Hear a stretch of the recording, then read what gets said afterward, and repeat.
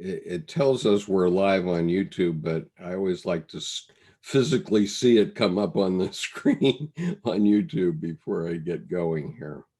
So today we're here in our global check-in to talk to Jacque Salomon, who's a co-founder of Seeds to Inspire. And Jacque has a very special way about her, which I instantly recognized when I just met her briefly a week ago, or maybe it's 10 days ago now, but just in being exposed to Jacque for 5 or 10 minutes, I was already sold. And I'm sure lots of other people will be sold as we progress. And so I'm just going to turn the floor over to you.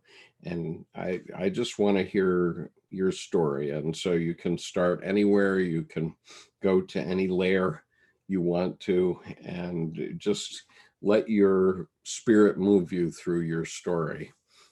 So I would say, okay, you founded this organization called Seeds to Inspire in Arizona. My first question about it is, are there other chapters of it around? So were you the originator, or you're like a franchise for Seeds to Inspire? I just don't know anything about your organization. So why don't you tell us what your organization does, and that'll be a good place to start. And I'll put this on speaker view so we see you on the screen like that. And that'll be good. So you can hear me all right? Yes, I can. Okay, so tell us about Seeds to Inspire, Jacque. Oh, thank you so much. Thank you for having me. Thank you for giving me a safe space to share. Seeds to Inspire is a gift of love to a community here where I live that mirrors the community where I come from, back home in New York. I was born and raised in the lower Manhattan in the projects in New York City. I am a survivor of New York City public school. I'm a survivor of organized religion. I'm a survivor of growing up in a home with a malignant narcissistic mother and all that entailed. And in 2009, my 11-year-old son passed away. It was due to a severe allergic reaction. Whoa. We're getting some sort of feedback from your mic. Maybe it's me. I'm going to mute myself. That might. Are you still hearing the feedback? I'm good? Okay.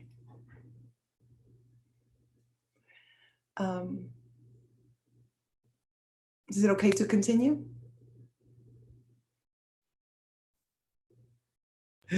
I'm sorry, I had myself muted again. Yes, it's fine to continue. So you're a survivor of New York's public schools, you're a survivor of organized religion, and you're a survivor of your mother, and you lost your son. So pick up any of those threads and go on. So on June 13th of 2009, on my sister's birthday, my son passed away after struggling and battling 10 days of a severe allergic reaction called Stevens-Johnson syndrome to a pharmaceutical. He started out with a rash, and within 6 days, he was in a burn unit and had to be put into an induced coma, and he passed during that. He was in excruciating pain and begged me at some point to please let him die. At which point, the mother in me released him and blessed him and said, to please go. A year later, we moved to Arizona. We were coming here on vacations for the past summers prior to visit. We were thinking of relocating, and it was his favorite place in the world. And for that year that we were still in New Jersey, I didn't feel him. I knew he was here. I knew his essence was here, and I had to be here. So I relocated my entire family. When I say my entire family, I mean my entire family. My sister, my brother-in-law, my mom, my dad, my brother, my sister, my other brother and his family, we all came together. Sporadically, but we all came. During that time, there was a lot of growth that I had to go through. I went through this own spiritual journey because I was judging myself that I wasn't responding to the loss of my child like the typical parent would. There was a lot of time where I needed to understand myself, and I doubted the depth of the love that I had for my son, that I didn't feel like I could not go on. And so that was the first awakening, a first cracking of this calcified shell that life had created around me so light could come in truth. And I remember my twin boys were 7 at the time, and they learned differently. And we had a lot going on with them. And I remember looking at them and feeling like I was in a crossroads where I could choose to die with Joshua or live for them. And I felt that if I died with him, that I would be dishonoring the 11 years of his life and losing myself in the 10 days of his loss. And as a mom, I felt I was betraying his essence if I did that. And so that's really where the journey started for me, of finding myself, finding my place, understanding what motherhood was, what it is, what it means to me. And I decided that my son was always going to be my son, and I would always be his mother, and that I had to honor who he is.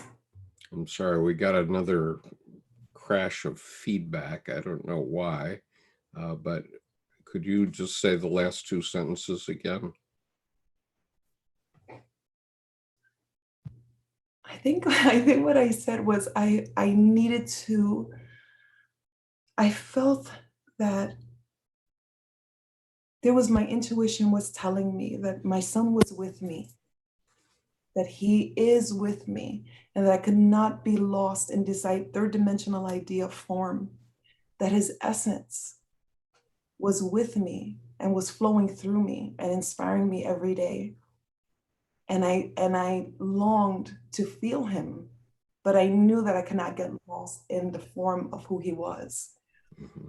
And that in order to reach his essence, that I needed to elevate myself to meet him now where he was and be that bridge between my life and where I was going. And that took me on a long journey of what does it feel like to be a mother? What it truly is mother? What does it truly like to be a woman? And it made me look at the parenting I received. So that I started studying and studying and studying. And I went back to school and I studied psychology and interdisciplinary studies, because I wanted to go back and help families go through what I went through with love and integrity and understanding and compassion for themselves. During this time, my twins, we relocated to Arizona, and they began to be discriminated against because of their learning differences. That was a very difficult journey for me. I had to quit school and basically become their education advocate full-time. And I went up against the Arizona Department of Education charter board system. And for 4 years, we fought. I had to get attorneys and advocates. What we wanted was for the law to be on my children's side. Just I'm sorry, I'm not understanding this point. You had to become your children's educational advocate, and how was it manifesting that that was needed? so one of my twins is diagnosed late, very late, because he's very high functioning, Asperger's, and ADHD. And he's got learning differences. So he's got a specific learning differences in reading, writing, and math. And he was diagnosed at 14 with those. His twin was diagnosed with ADHD and a specific learning difficulty in reading. So the schools decided that they did not need to follow the law and provide the services that were required to them. And that was not okay with me. It was very obvious that it was due to bureaucracy, funding, and a lack of oversight from the state as to what charter schools were actually doing with their funds. And there was no transparency. And it was obvious especially where special education was concerned. And when I saw this, I could not accept. And what they were asking me to do was to listen to what they say, accept their opinions, and walk away and say thank you for whatever tidbits they were giving me, that I should be grateful for whatever services my children were getting. Yeah. And that was not okay. Yeah. Okay. And I gently invited conversations. I gently invited discourse. And the gentler I became, the more arrogant they became. That's why I started hiring an advocate and then an attorney. And where it really came to really ahead was when I won the second lawsuit. Then I became an emissary, and they just really started their assault on my children, and we're going to make them an example. I should know my place, and I should accept, what people were saying my children deserved and were entitled to. So I studied the law, and I started studying special education law so that I could educate myself and be an effective advocate for them. And after 4 years, long years of attorneys and advocates, I was able to get my children out of that situation. And they were able to attend a private school that is the entire day is modified and accommodated for children that learn differently. And they thrived. They thrived. They were put into a learning environment that was conducive to their neurodiversity. So they could be curious and they could have efficacy and they didn't feel different and weird and to blame. They were in a situation where they were celebrated for their contributions.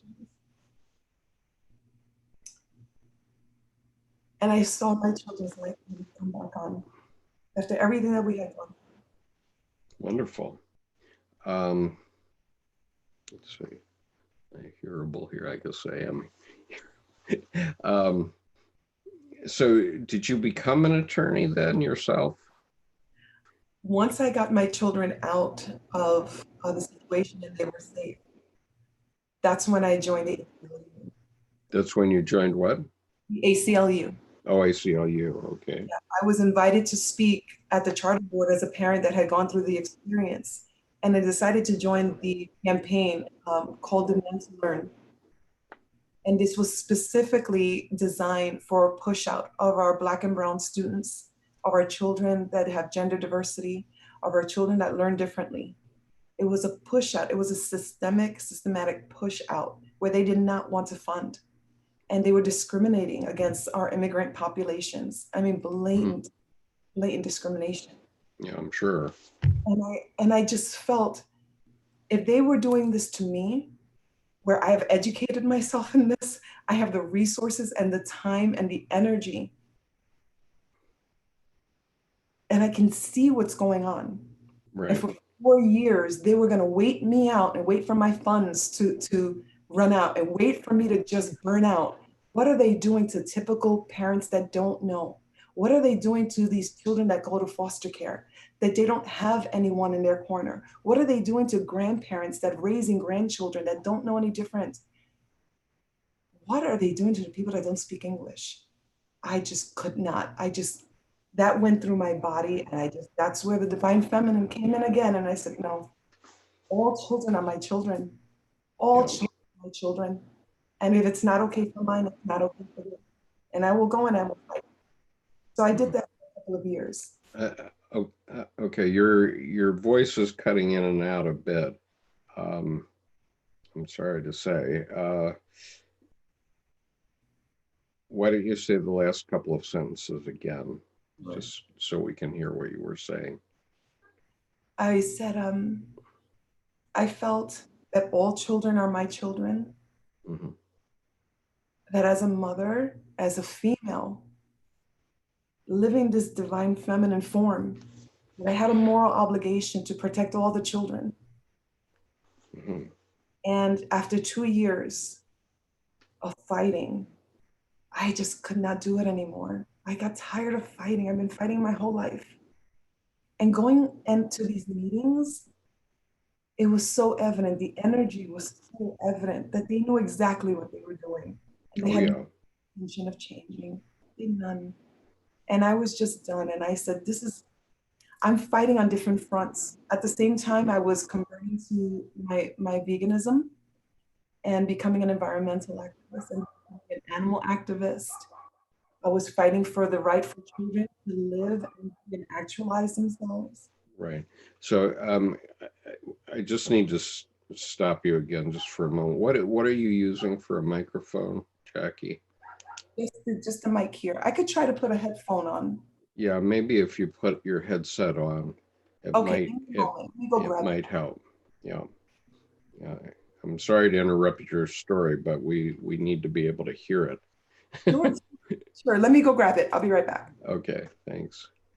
I'm sorry to come in late. I'm not having trouble with hearing her.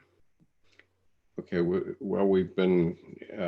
There's been a couple of instances where there's been some blasts of a feedback, so this might, her getting the headphones probably help, hopefully.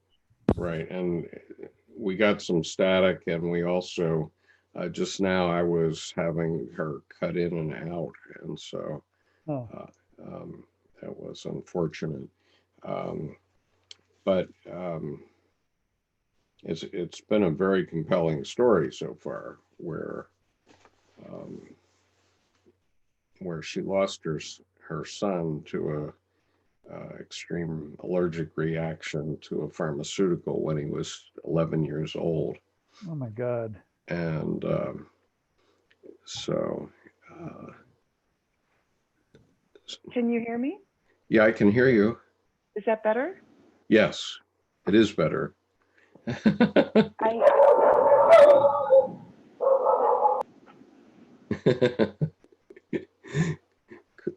Sorry about that. Kushbu has a Greek chorus with her, so.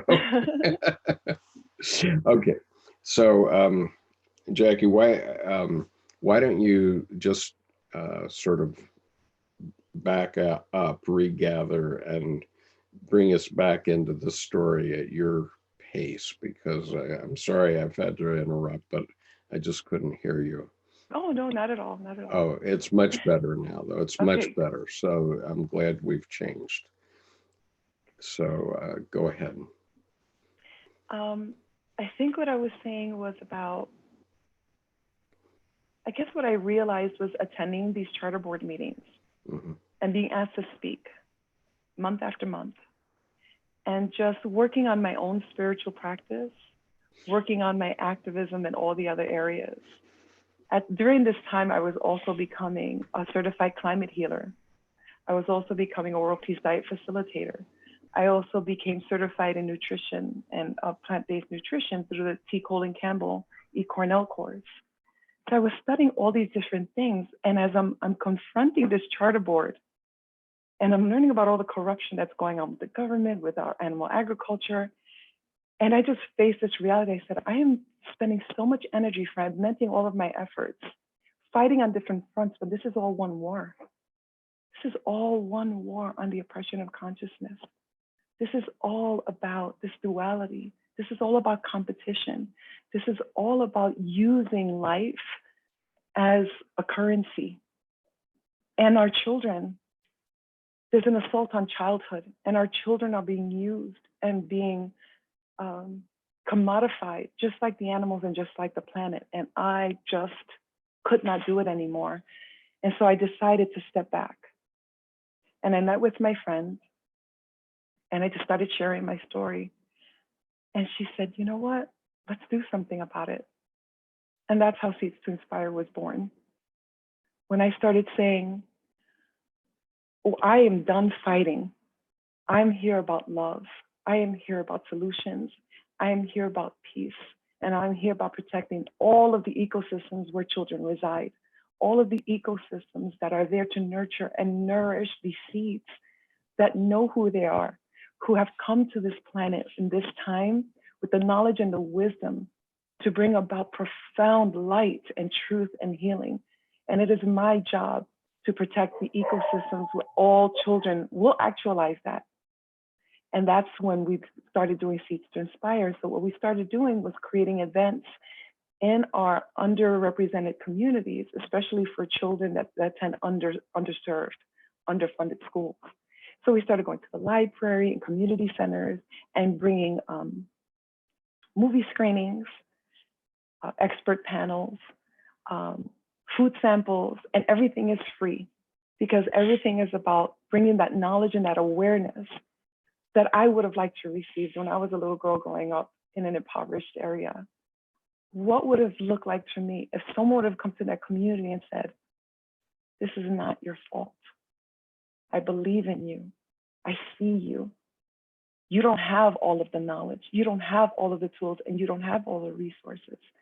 But I know that once you do, you will become the essence that you were born to be. So that was the intention that I had. And every event is like a party. It's like a family get together. I see it as an invitation of long lost family members that we don't know each other yet. But guess what? I've had this profound revelation. I've had this profound healing happen in my body, mind, and spirit. And I just want to share it with you. Let me show you what I did. Come taste the food that I have. Come listen to the people that I know. And I know and I trust that when you receive the knowledge, you'll take whatever resonates with you and you will actualize your best. And that was with the knowledge and the intention that Seeds was born to do and be that gift of love to the community.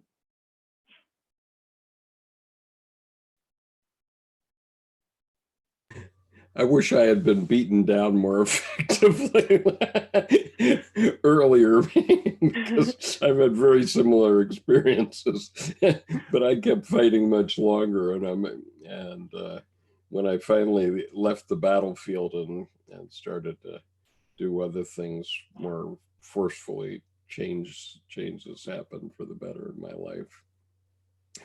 But anyway, this is your story. So are you is Seeds to Inspire now a formal school, or what are you, how do you manifest this? Right, it's a 501c3, it's a foundation, and we are a social justice education nonprofit. Mm-hmm. So what we do is we give educational opportunities to the community. We invite educational discourse into the community. We bring up very delicate topics, but again, with love and safety and no judgment. So it really is, I don't like to use the word education, but that's the word we were forced to use. I use it more like an opportunity for people to come together to learn from one another. Every day, I learn more about myself and the universe, and I learn how much I don't know. And isn't that divine? Mm-hmm. Isn't that amazingly beautiful? The exponential possibilities of knowledge that are available to me. it's so exciting. And it brings out what people say is childishness or childish, but truly our essence of who we really are is that curiosity, those explorers. We want to know who we are. We want to know why we're here. And so the more we learn, the more we figure out, wow, I didn't know that. That means there's more. That means I could be better. How exciting is that? Yeah. And so it's to bring that opportunity to the communities to say, this is not about judging. Nobody say you're right or wrong. This is just about, did you know? Did you know? Yeah. What do you do with that now that you know? That's really incredible, Jackie, because among other things, one of the big things that Dr. Jung talked about was the divine child that needs to be reborn in all of us, right? And you're a manifestation of that. That's not only are you that divine child, but you're encouraging others to allow that part of themselves to manifest. I think that's incredible. I think that came from my training also of, I'm also, I'm a certified conscious parent coach by Dr. Shefali Tsabary, which is about completely changing the whole paradigm of parenting on its head. Approach to parenting is completely different. It is a psycho-spiritual approach to parenting. And it truly is about having the parents understand that whatever separation and disconnect is from the children, it stems from the parents. And that we have a moral obligation to raise ourselves, to heal our own wounds, so that we don't project our experiences onto these blank canvases that have come here already knowing who they are, already knowing what they're here to do. And life has taught us, and society has taught us, culture has taught us, it's envenomated us with the same hierarchical, patriarchal control that we see in all institutions, and parenting has been institutionalized as well. Sure.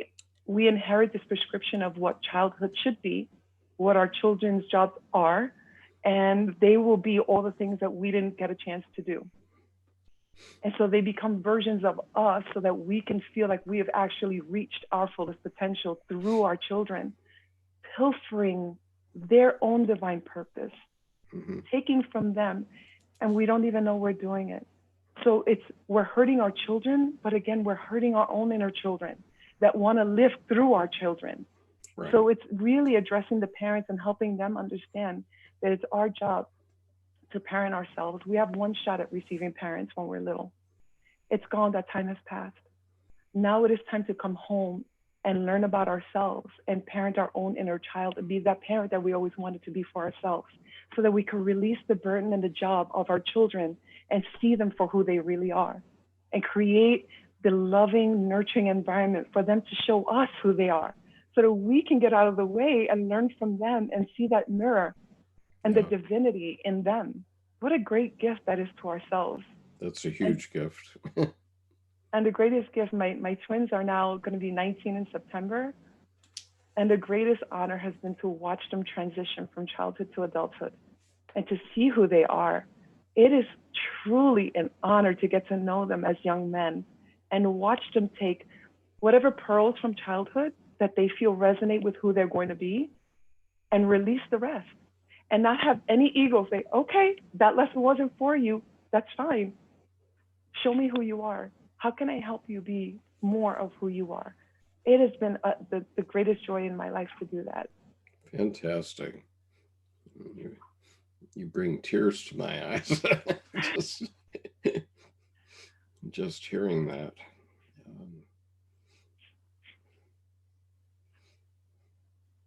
I'll share an anecdote of when I first met Jackie. So she mentioned Climate Healers, and this is a vegan-friendly organization. They've scientifically recognized that we would be a much better planet if we shifted to a plant-based fruit, nuts, delicious corn, squash, beans, grains, seeds, and such. So I was really intrigued by what I heard from the founder of that organization, Dr. Silas Rao, PhD in systems engineering, career with the early internet, a pioneer in the early internet. So I joined this Climate Healers, and fairly soon into the organization, I got into a clash with another guy. It turns out he's a Canadian from Toronto. I'm in Calgary. Toronto thinks they're the center of the world, so we kind of have a rivalry to begin with. So anyways, there's this clash over a misinterpretation of each other's perspectives. And, you know, we kind of got into it. And then Jackie and Jessica and Rebecca, they stepped in and said, okay, guys, you need to come over here and take it offline. And we women will moderate between you two guys that are having this dispute. And it took me back to when I was a 5-year-old, I think about 5 years old, and a fight in a sandbox. And I ended up hurting my friend. And I thought, oh my, you know, I've lost my best friend. And I would look across, we lived on a crescent, I'd look across over at his house wondering, you know, if this will ever get patched up, because he actually had to go get some stitches. And I thought, you know, I'm just terrible. But the mothers stepped in and mediated, brought us back together. And I think that's, you know, I'll say men need it, but let's just say the logos-minded people need people like Jackie, the Eros, to step in and give the oversight that's needed to make this a better world. And that's what she did on behalf of me in that incident. And she's done it for her children and for all the other children who are similarly have been discriminated against. So thank you very much, Jackie. Yeah, definitely. Thanks, Miles. Thanks.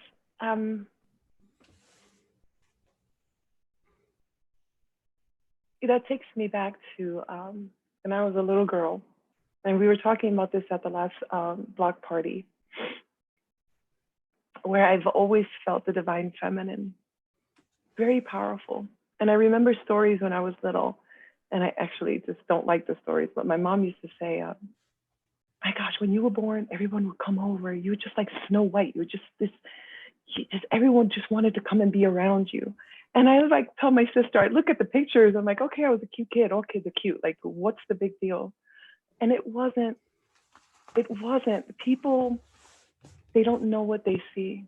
And I think there was a vibration, an energy that I came with.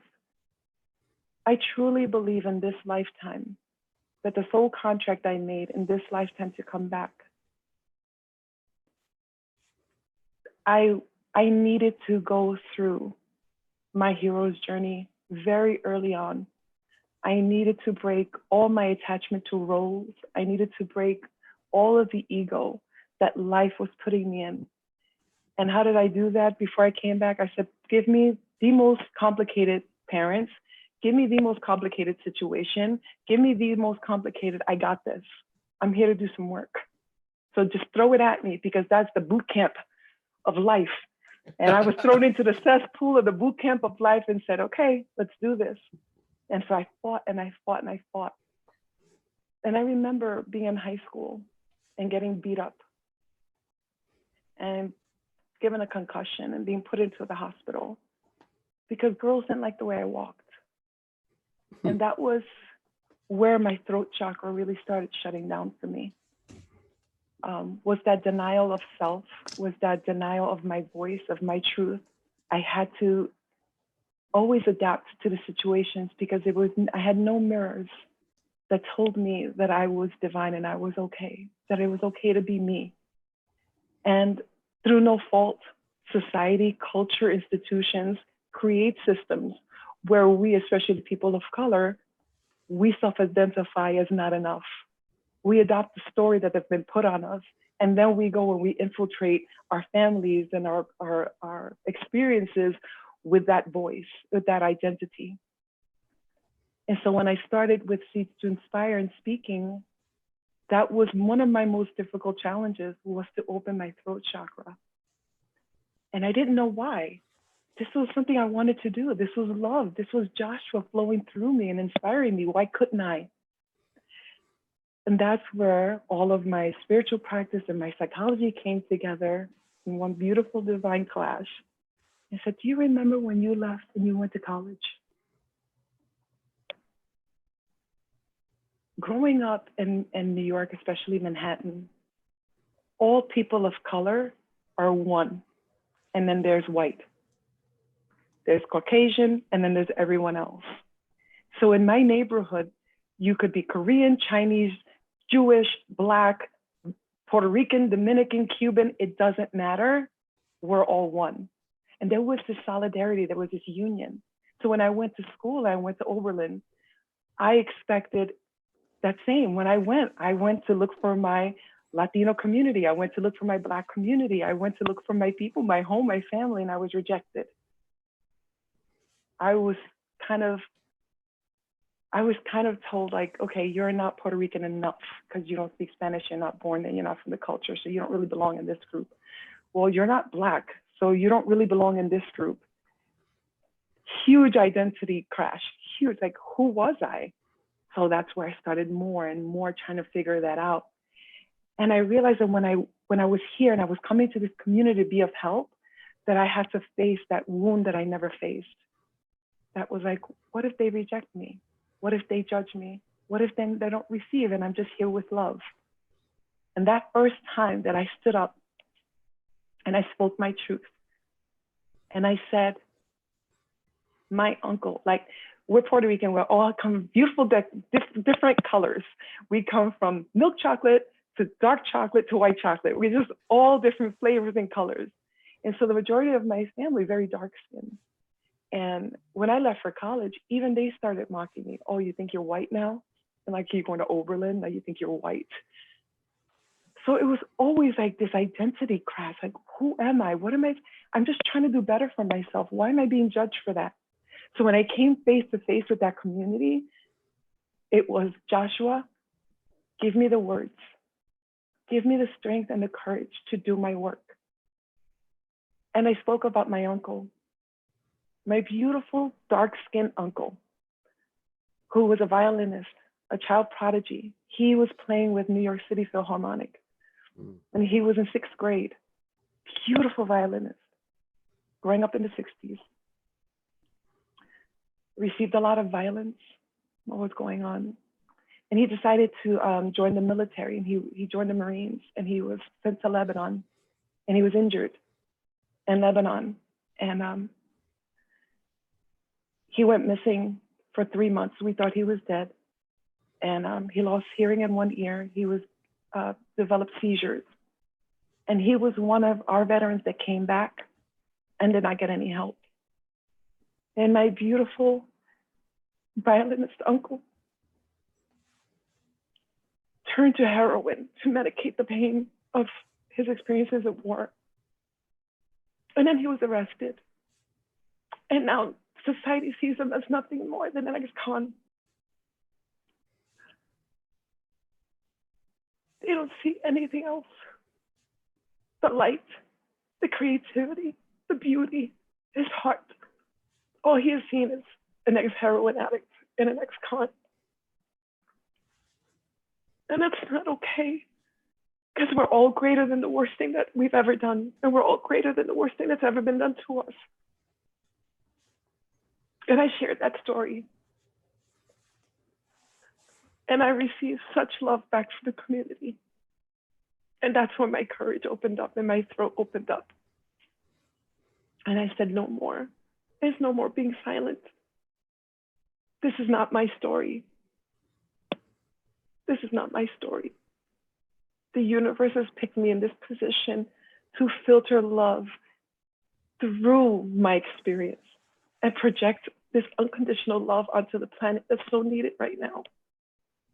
And I feel that that's my purpose, is to truly know unconditional love and be able to just through the prism of my heart and my experience, shine that truth and light onto the planet that's so needed right now. Yeah. Jackie, as you're telling your story, could you look into the camera that's better. If you look over toward your camera, it's going to be more like you're talking to us rather than talking to somebody who's behind us. I don't want to spoil your flow, but I think it'll be much better if you look into the camera when you're talking to us. Sure. I have two things to tell Jackie. Okay. Can I? Yeah, go for it. Jackie, in response to what you said last, I feel like saying that, like, I want you to be loved enough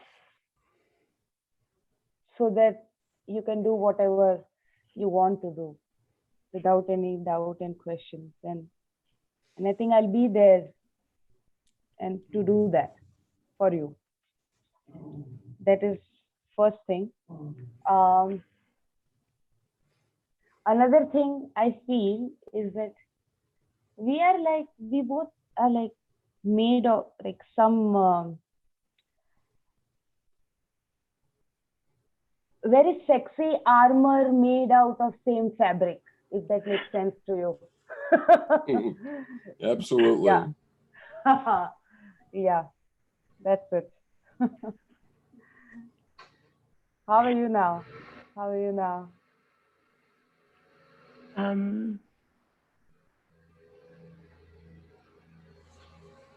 Bliss. I feel I'm in bliss. Mm-hmm. Because I feel like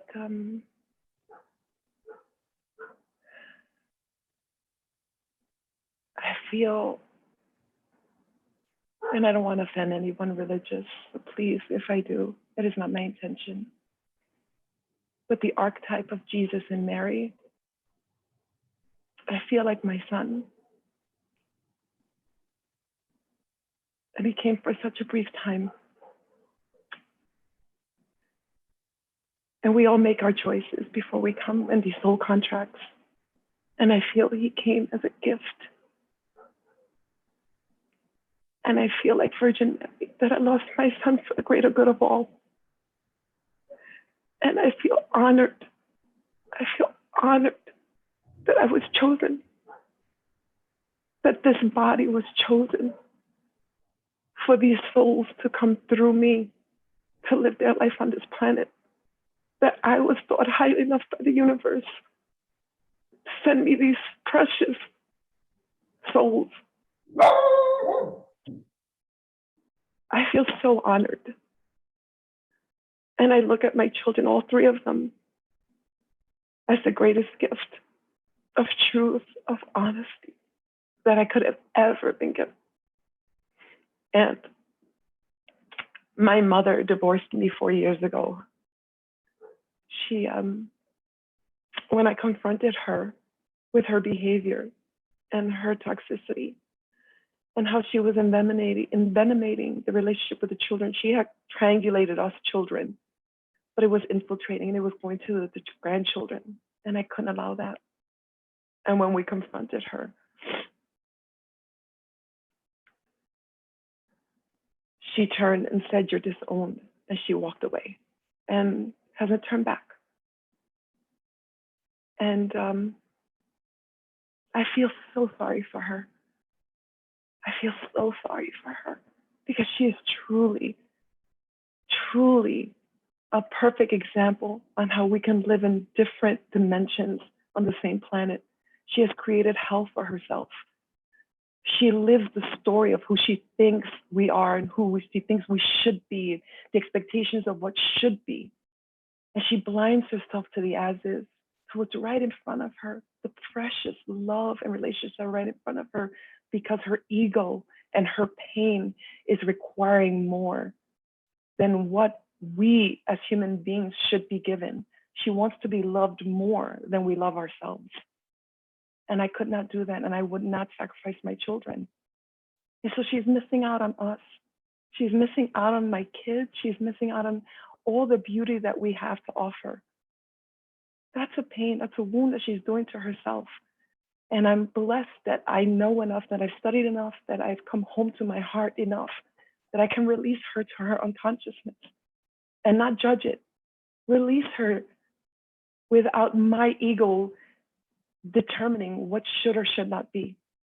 I don't know what her soul contract is, and I don't know what karma she needs to resolve in this life, and I am no one to judge. I release her, I put up a healthy boundary, and I send her love and blessings, but from a mile away. From a mile away, because that boundary has to be up and stern.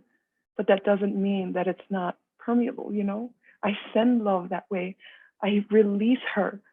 Whatever journey, universe, you know better. There's a greater order. And I am no one to think I know. But if this is the way it is, and I have so many blessings in my life, I have so much beauty and blessings in my life, that if this is happening in alignment with all of it, I trust that this is healthy, that this is right. I trust, and I just release it.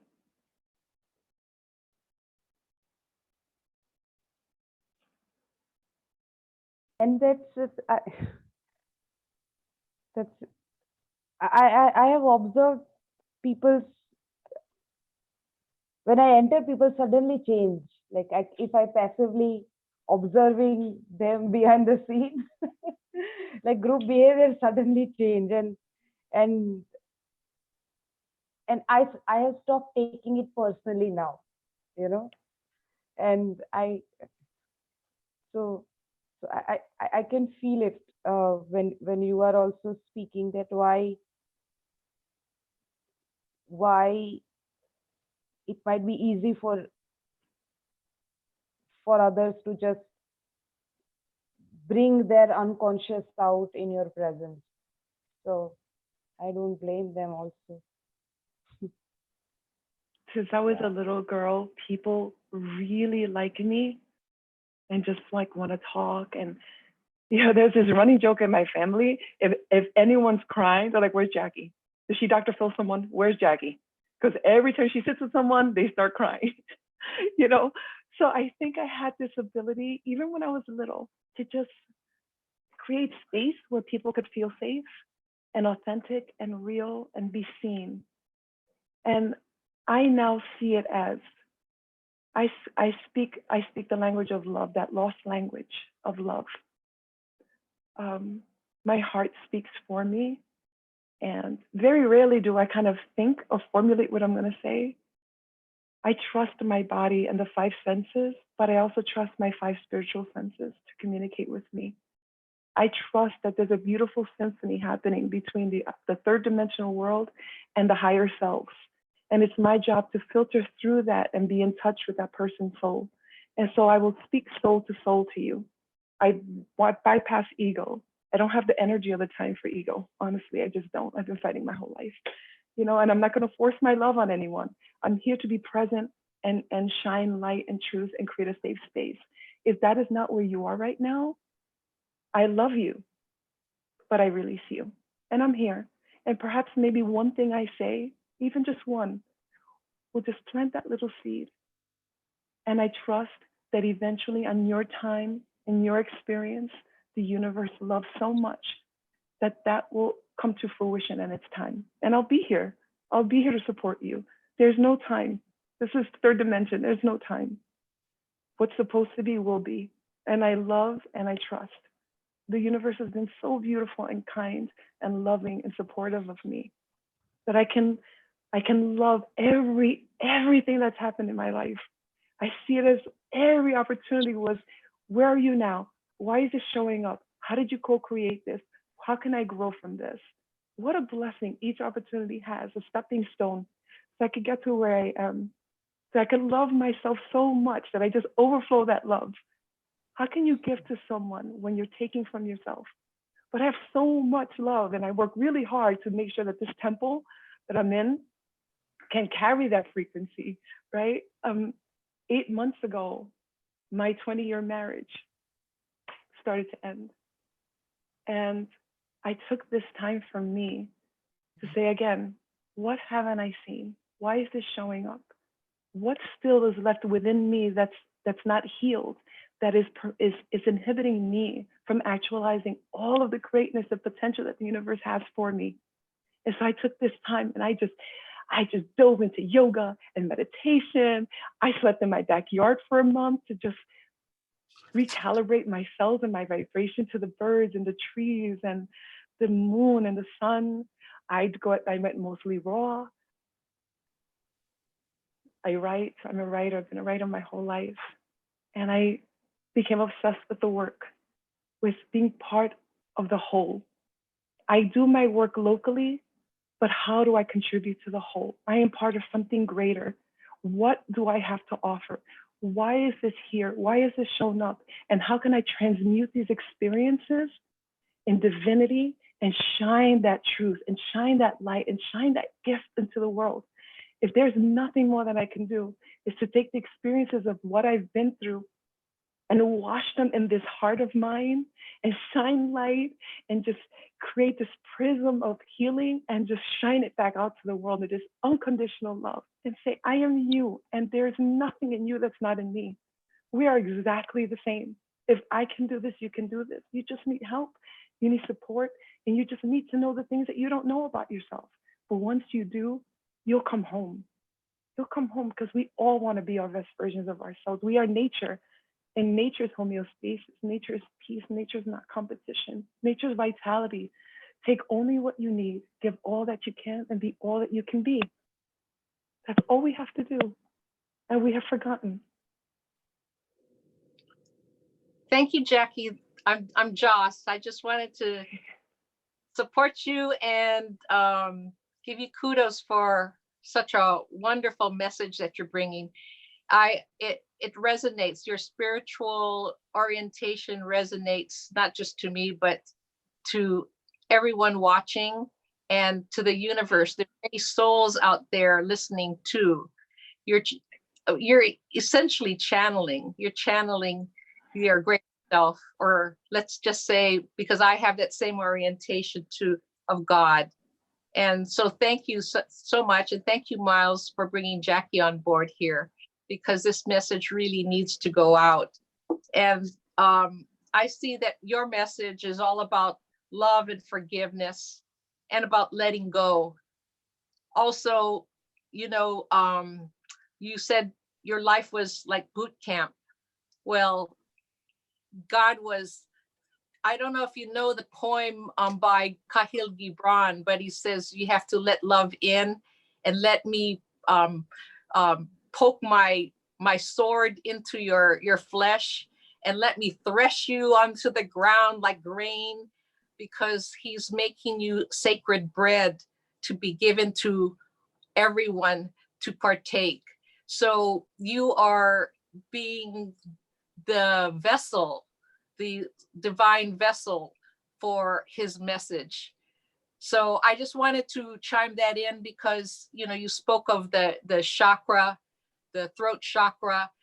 In your growth, your spiritual growth, you needed to step up to the plate and speak your truth and defend and fight for the innocents, but with love, because love is the sword that you had to wield, and people had to be aware of that, because that is the sword that we fight with. We fight with love, because love is the most powerful energy on the face of the planet and beyond. It is the only way to fight, is to fight with love. So it went from being passive and then now to active. You had to take action to fight for the innocents and fight for fairness. So you are, you know, our blessing, and we honor you just as God would honor the innocents. And you are, you know, you came from the innocents, and now you have matured into this wonderful, beautiful blossom of flower. But it took a lot of work to create this beautiful vessel that you carry, and to carry his message in the language of love. So thank you, thank you, thank you. Namaste. Oh my goodness, thank you. Thank you, thank you, thank you. Yeah, I'd like to add to that. I'm really moved by what you're talking about, and it occurs to me that we don't often hear men talk about this kind of thing, and it makes me realize how valuable women leaders are. To have that Eros perspective on the difficulties of life. It is so easy for a man to lash out or to try to get even, and that message of love and forgiveness is just so refreshing. Thank you. You know, we hold a weekly segment every Friday called The Divine Feminine on the 24-hour block party. And to me, my role in the Divine Feminine is twofold, is to re-educate humanity on a quantum level, to truly bring the awareness of who we are as spiritual beings living a human existence, to understand that our soul is the first thing to actualize. When the energies of male and female come together in the void of the womb, that is the Divine Feminine. It goes from nothing, from exponential potential to actualization in that first big bang where life begins. And what is the first form to build? Is the heart. That's where our soul, everything manifests from the heart. All of who we are manifests from the heart. And to me, the sacred masculine can only rise from the garden of the Divine Feminine when it's nurtured. We are all female, and then we become the male. And I truly believe in my heart that when a Divine Feminine is present, that's when the sacred masculine can come and take their place, even within ourselves. And that's why I thought my job so much was as a mom of young men, was to make sure that I was whole, that I was complete, that the fierceness of the divinity of the feminine within me to protect their right to be, to protect their right to choose, to protect their right to have a voice and honor themselves. That was my job. And my husband and I were just talking yesterday about the separation and the divorce, and he said to me for the first time in his life that he truly understands what unconditional love is. And it's because I see him. He has been through the foster care system. He was also received horrific abuse because he was put into foster care when he was 3 years old. And I understand the neural networking and the development of the brain, especially at that precious time. Remember, the Jesuits said, give me a child to age 7 and I have him for life. That neural networking of that development, that solidifies our identity. What was the nutrients that were going into that developing brain from the age of 3 and 6 while he was in foster care? That's what I see. That's what I look at. So behavior is communication. And I learned not to get lost in the communication, but to understand his inner child and to be present and love with the higher self that he truly is, to be his friend and not turn away because these behaviors are pointed at me.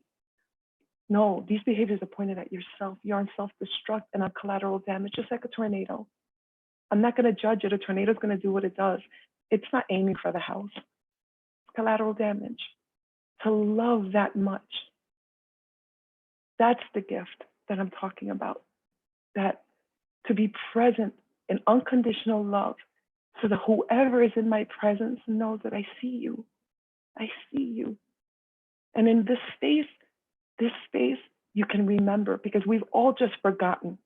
This great awakening that we're going through is a waking out of an illusion, but it's the great remembering. We all know who we are. It's time to activate that dormant DNA between us, that historical, that ancestral wisdom, that we're still here. As a woman of color, my culture has been tried to decimate it for millennia and generations. And I'm here. I'm still here. My great-great-grandmother's wishes and dreams and intentions are alive within me. I'm actualizing her dream. That is, what do I do with that knowledge? What do I do with that? You give back and you become that whole. You become and you transmute that and you become part of the healing to stop the pain and stop the suffering, because love is who we are. And we have just forgotten. We've just forgotten.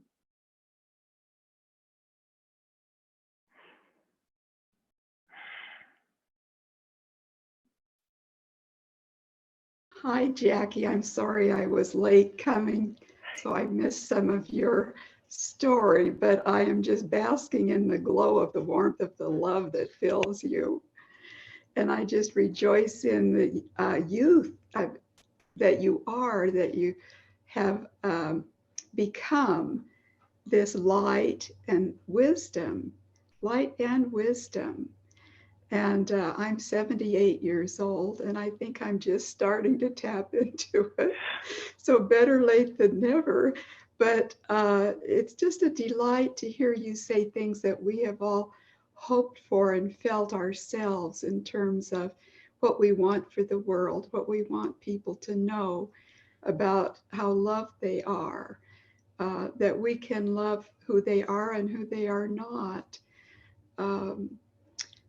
And your willingness to share with us, and then this will be posted on Skip's channel for others to see too. So your light's going out so far beyond just the few of us here this morning.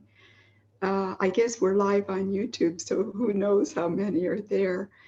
But I've been through great suffering myself, so I understand the cost of becoming the light that you are and the openness that you are, all the armor that had to be dismantled in order to loose you and free you to be who you are today and share with us who you are today. So I'm so grateful to you. I'm just very blessed today. Thank you.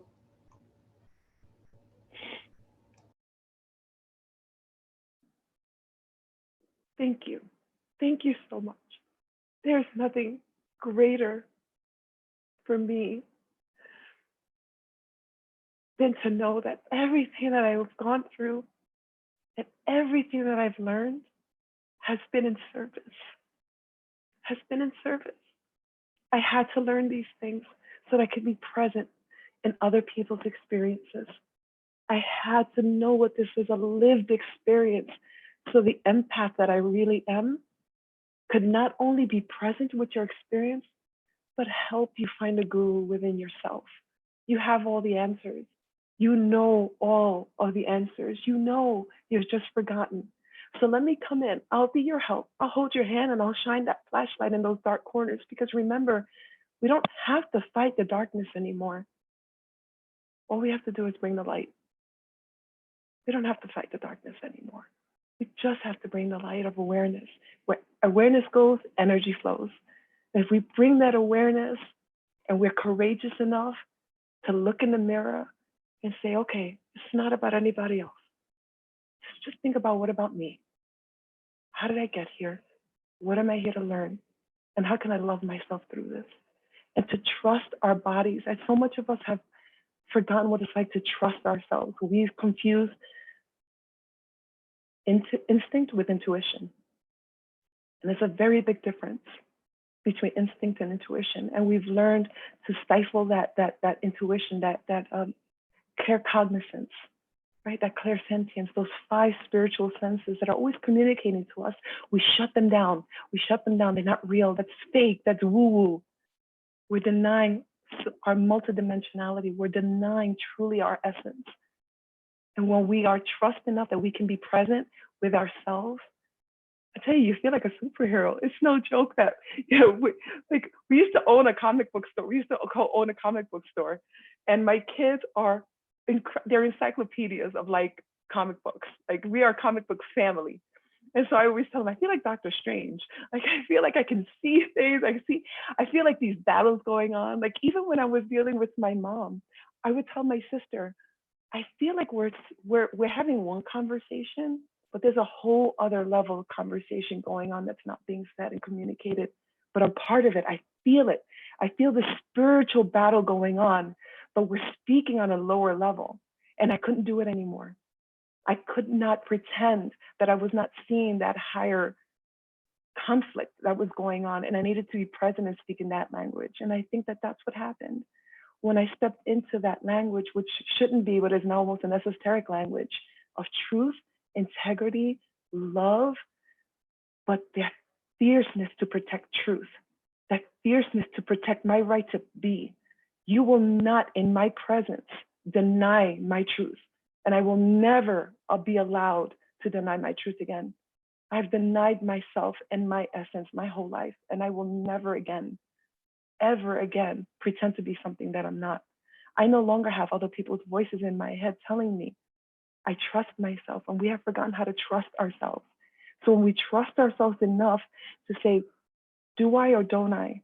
Let's take a moment. Let's connect with that breath. Let's ground ourselves in the as is, what's showing up right here, and trust ourselves in this moment. That's where the beauty happens, because that's where the universe meets us, right where we are, right there. We raise our frequency, and then when we change that radio station and we rise up a little bit higher, we're like, oh, I didn't know that music was available to me. I didn't know that was available to me. And it becomes a party, and you're just like, wow, I didn't realize this was all here for me. So it becomes a love fest. The more you love, the more love you receive, the more love you can spread. And it truly is bliss.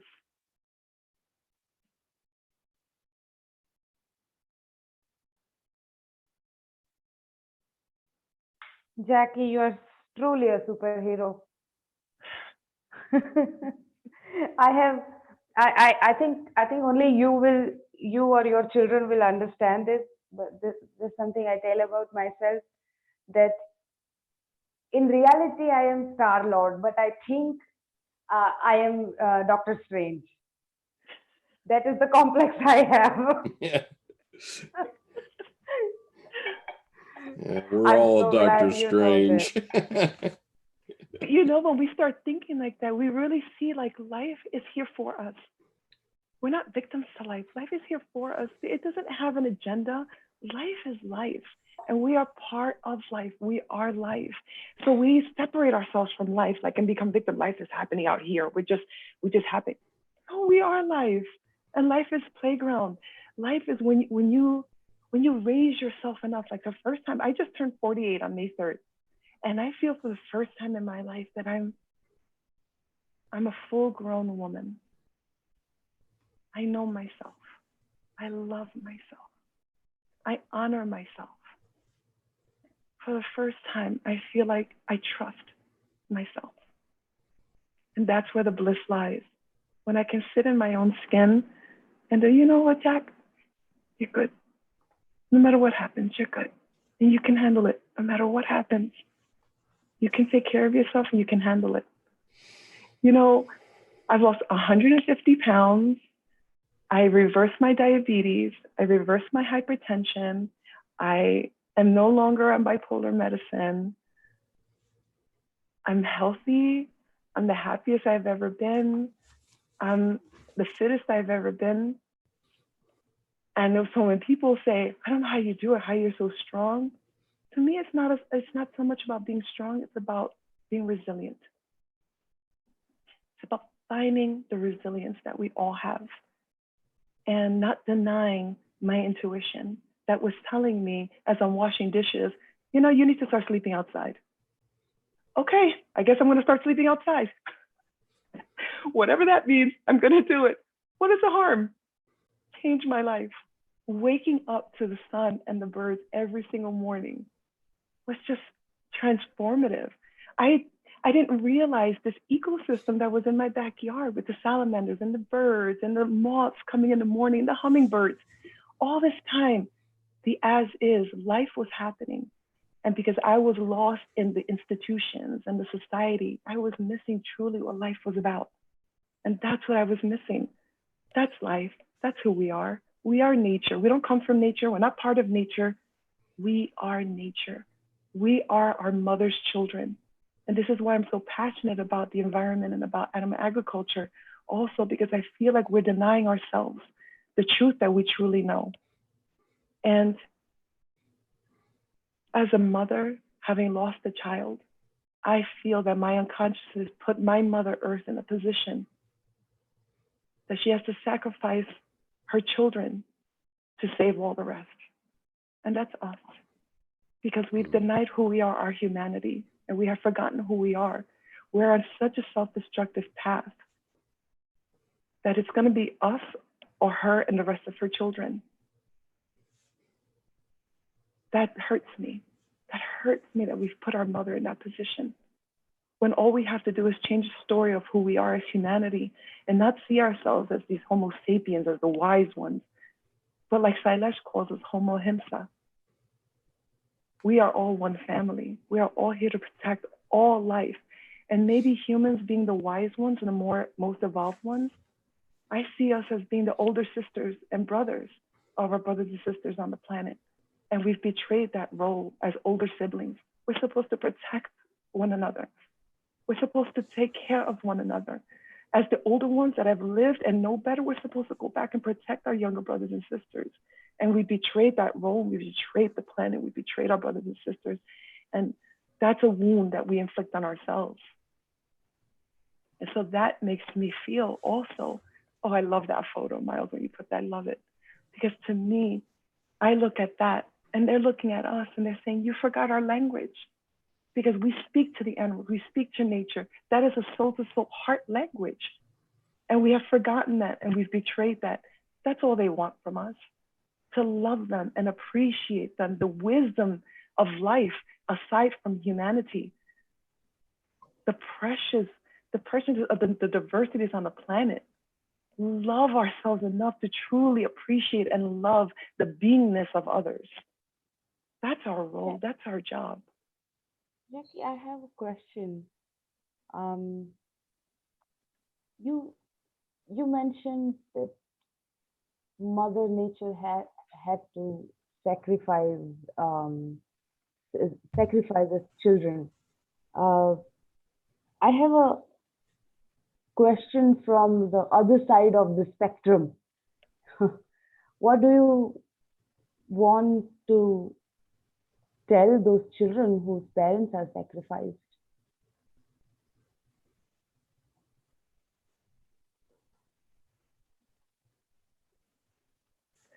We're in the 6th mass extinction.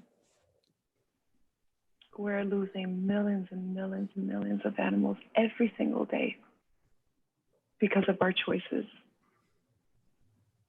And these are stories that we tell ourselves. Humans are just stories that we tell ourselves. And our behaviors, our choices are steeped and rooted in the stories that we tell ourselves of who we are. And I invite lovingly humanity to come into a conversation. And it's a delicate conversation because this is not about judgment. This is about a conversation. This is about, can we reevaluate these decisions and these choices? Can we really look at the consequences and see if that's truly aligned with who we are or who we believe we are? Are my thoughts and my words and my actions truly aligned with who I believe I am as a human being, as a spiritual being living this human experience today? Are my actions contributing to the well-being of the whole, or am I extracting from the whole? That's the conversations we want to have. Again, without judgment. I was pre-vegan. I've only been vegan since 2016. I didn't do it for the environment. I didn't do it for the animals. I did it because I was sick. My children were sick. My son at 14, the doctor wanted to put him on statins. He had a hole in his heart. That has since reversed without surgery. My son's heart is back to being whole because of the choices that we made. That's the conversations I want to have. Do you have all the information? Are you truly aligned with who you believe you are as a spiritual being? Let's talk about it. Let's talk about it because we can all grow. We can all learn there's so much left of this life that we still have yet to explore. Let's have a loving conversation about all the things that maybe we don't know yet. And let's support one another through these conversations. Jackie, I'd also want to, that's absolutely right. It's a conversation between you and your higher self, and to be aligned, exactly what you said, with the mind and the heart and your truth, and to listen to your heart, because it is the compass, your main compass that guides you throughout your journey on earth. And I just wanted to give honor and respect to your son Joshua, because he was the one who honored his contract before coming in. He said, yes, Mom, I'm going to be the one to leave you a little earlier. And I'm going to help you in your journey to speak up for the rights of others and to help others. This will be my contribution. And same thing for your other two sons who suffered. Well, I don't want to use the word suffered because that's judgmental too, but who decided to take the challenge to put on the costume of Asperger's and ADHD. You know, it's just costumes, because we know that we are all of light. We are all spiritual beings having a human experience, right? So we honor that. And we also honor your mother, as she played the role of the narcissistic queen, who was the thorn in your butt and made you get out there and fight. You know, she was the one who fired you up with courage and bravery to go and do what you needed to do, and to help you with the lesson of letting go with that which does not serve you, to serve you with a higher purpose. So we honor those that irritated us and angered us, and including the Department of Education in Arizona, you know, and all the bigots, you know, and racists, and, you know, people that discriminated. They were your teachers. So we honor them too, because look where you have become. Well, look what you've become and how far you've grown. You're only, what, 48? And, you know, us geezers are still learning the lessons that, you know, you've already achieved. So we honor you for being so brave and raising your hand to God and says, yes, I'm going to volunteer for this assignment, because I can do it. I can do it, because all my sons and my mother, and I have my support system that's going to put on a great show for Earth to learn from. And so this is all so beautiful. Love is so powerful. So thank you for carrying that powerful sword. Thank you.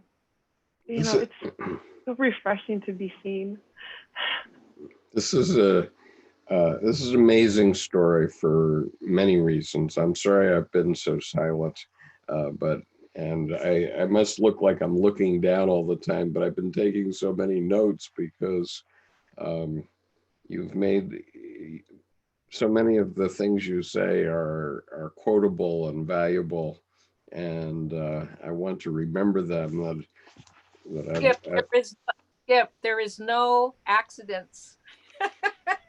Yeah, so I've been the universe. It was meant to be. The universe wanted to keep me quiet.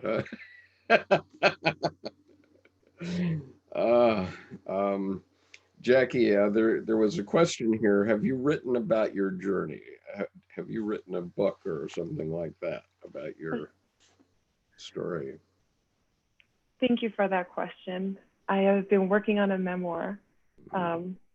My goodness, it started when I was 20, but I started all over again. And the universe is perfect. I just had this conversation last night, actually, and I was talking to my friend, my best friend, who's a co-founder of my nonprofit, my soul sister, And I said, you know, I think, Jessica, I think I know why I haven't been able to finish my memoir. Because my story wasn't finished. It wasn't finished. I didn't truly know, but I do. I've come here. And now I feel it's ready to be born. I feel like I've been in labor and I feel it's time to push. And it can be, and it can be many volumes. It doesn't have to be just one. So, you know, I see great things that will be in the future for you. There's no doubt about that.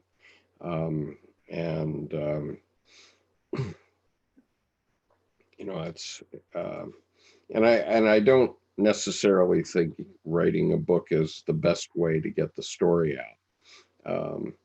Idris says you could name it part one, yeah, but you know, but maybe writing these days isn't the best answer. Maybe the best. I think I've come to the conclusion that maybe it's better to do video these days because people tend to interact with that even better. I mean,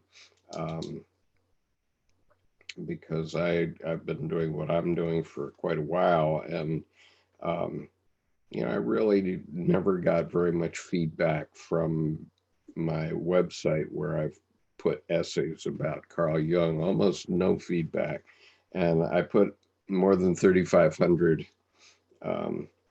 essays on that website. And it's, you know, I'm a slow learner, I guess. And, you know, but then right away, I started to see reaction to work online right from the very beginning. I mean, even the very first meeting that I did on my reading group, nobody came, and it happened, or nobody physically came, right? And it happened because I had put out a meet up notice, but I didn't realize it wouldn't be published until 2 days after my meeting, right? And so there was nobody there, but I was using, I think I was using Periscope at that time or something, and so I just started to talk into the camera, and you know, I had people from several countries, including as far away as Argentina, and one woman today named Marcia Gaete is listening from Chile today, and I'm sure she's quite inspired also. And Brother Francis is watching from the UK today, and so the assets that we have available for communication are in a way much more powerful. I mean, how would you express your story to a woman in Chile who probably speaks Spanish as a first language?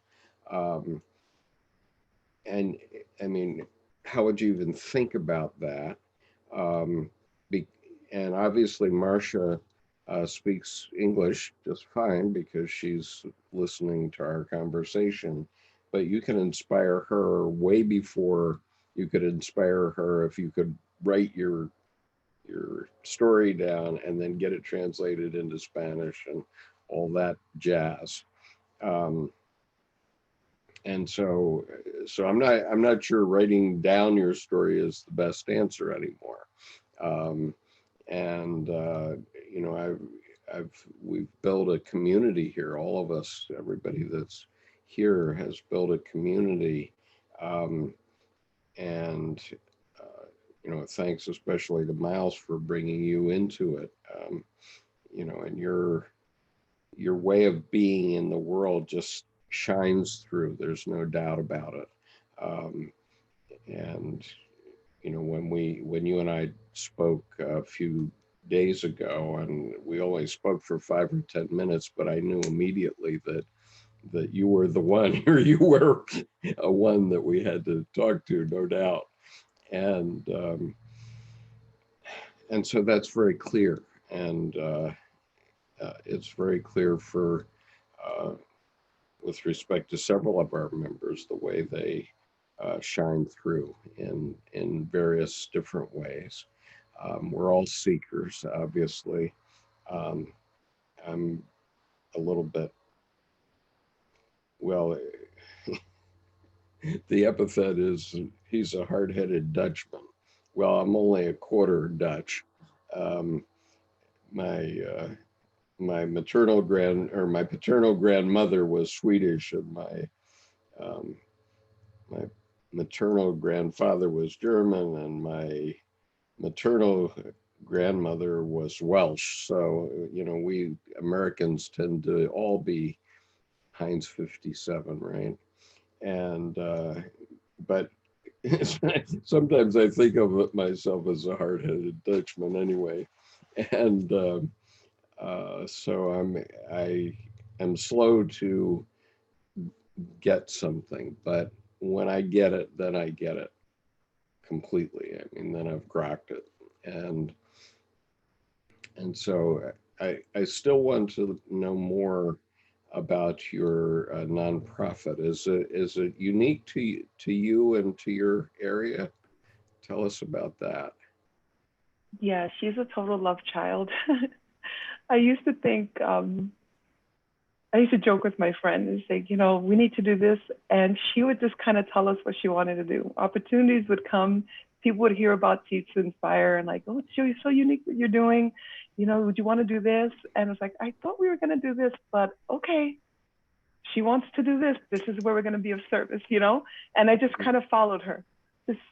I set my intention, and wherever people felt the love and felt the support and felt that she had a place, I just, okay, Seeds is going to be there. Mm-hmm. And now, I'll really quickly run down a few of the projects that we're working on. Please, yeah, by all means. So currently, we're taking donations, and we're doing our second round of vegan food boxes. So we've asked the community, whoever has been financially, economically affected by COVID, to please let us know so we can support you and provide immune boosting food boxes to deliver to your home. So we did that. We got donations. We went and we went shopping, created these boxes, and from the community all came together and delivered them from Phoenix to Flagstaff. Now we're doing our second round, so collecting funds for that. Wow. And we're also working on, that's on the micro level, I'm working with a friend of mine to create an alternative to incarceration program for our youth, our Black and Brown youth in the inner city, to teach them an immersive program to teach them STEM, but also to teach them consciousness, so they can be interrupters of violence in their communities, to help them raise their consciousness and actualize their greatness, so then they can bring that wisdom and go back into the community and be that reflection of light and peace and love in the communities, and give them again the opportunity to see that there's alternatives to incarceration that don't involve just money, that there's something greater for you out there. Let's help you discover the you-ness in you, and then give you the opportunities and help you. We're also working with group homes. So there's these gentlemen that own 3 group homes here in Phoenix. And they're really for children that have been in really dire situations of danger and sexual exploitation. So we want to, again, bring this knowledge. We want to bring yoga, meditation, sound healing, music lessons, art lessons to these children to help them mitigate the trauma that they've experienced in their bodies, and kind of help them recalibrate themselves so that they can face this trauma with more agency. On the macro level, and that's just a few of the projects, but on the macro level, I work with climate healers, that's Dr. Sailesh Rao, to bring about a vegan world by 2026. We are in the 6th mass extinction. We are months away from the tipping point on whether we can save life, well, not life, save humanity, because Mother Earth will save life if that means she has to get rid of us. So how do we take our place and remind ourselves that we're part of the whole before we step in to say, you know what, Mom, do what you got to do. If you got to get rid of us, get rid of us. You know, that's not okay. You know, every child is my child. And when I look at adults, I see choices and behaviors that are coming from the inner child. So there's a bunch of people walking around that are just wounded children in adult suits, pretending to be adults and don't know that they're adults. So again, I speak soul to soul to bring about this because I love you so much. I don't want you to die. I don't want you to go extinct. I know you don't know. I know that if you knew better, you would do better. And I cannot leave you in that unconsciousness. So we work on that. And then part of the collective, the super collective intelligence community that I'm part of, we are creating an initiative where we want to feed everyone on the planet. We want to eradicate hunger on the planet. We want to eradicate future pandemics by supporting the immune systems of every person by delivering free meals to every single person. And we're working on that right now. How do we do that? How do we go into the communities that are already trying these efforts? And how do we come in like this horde of worker ants and say, you started something, how can we come and support you? We've got the resources, we've got your back, let's make this vision bigger, let's support you. So we're looking to go into Brooklyn now to start that initiative because the Brooklyn Borough President is an African-American gentleman named Eric Adams. He is an ex-police officer. He is also a vegan that went plant-based to reverse his disease, and he wrote a book about it. So, and he's now going into the community and he's providing food. So I think that's a perfect opportunity for us to come in and again, without judgment, without saying, oh, what you're doing is wrong. It's your fault, you're sick, you're doing this. No. This is not about judgment. This is about, are you hungry? How can we help you? Can we support your immune system?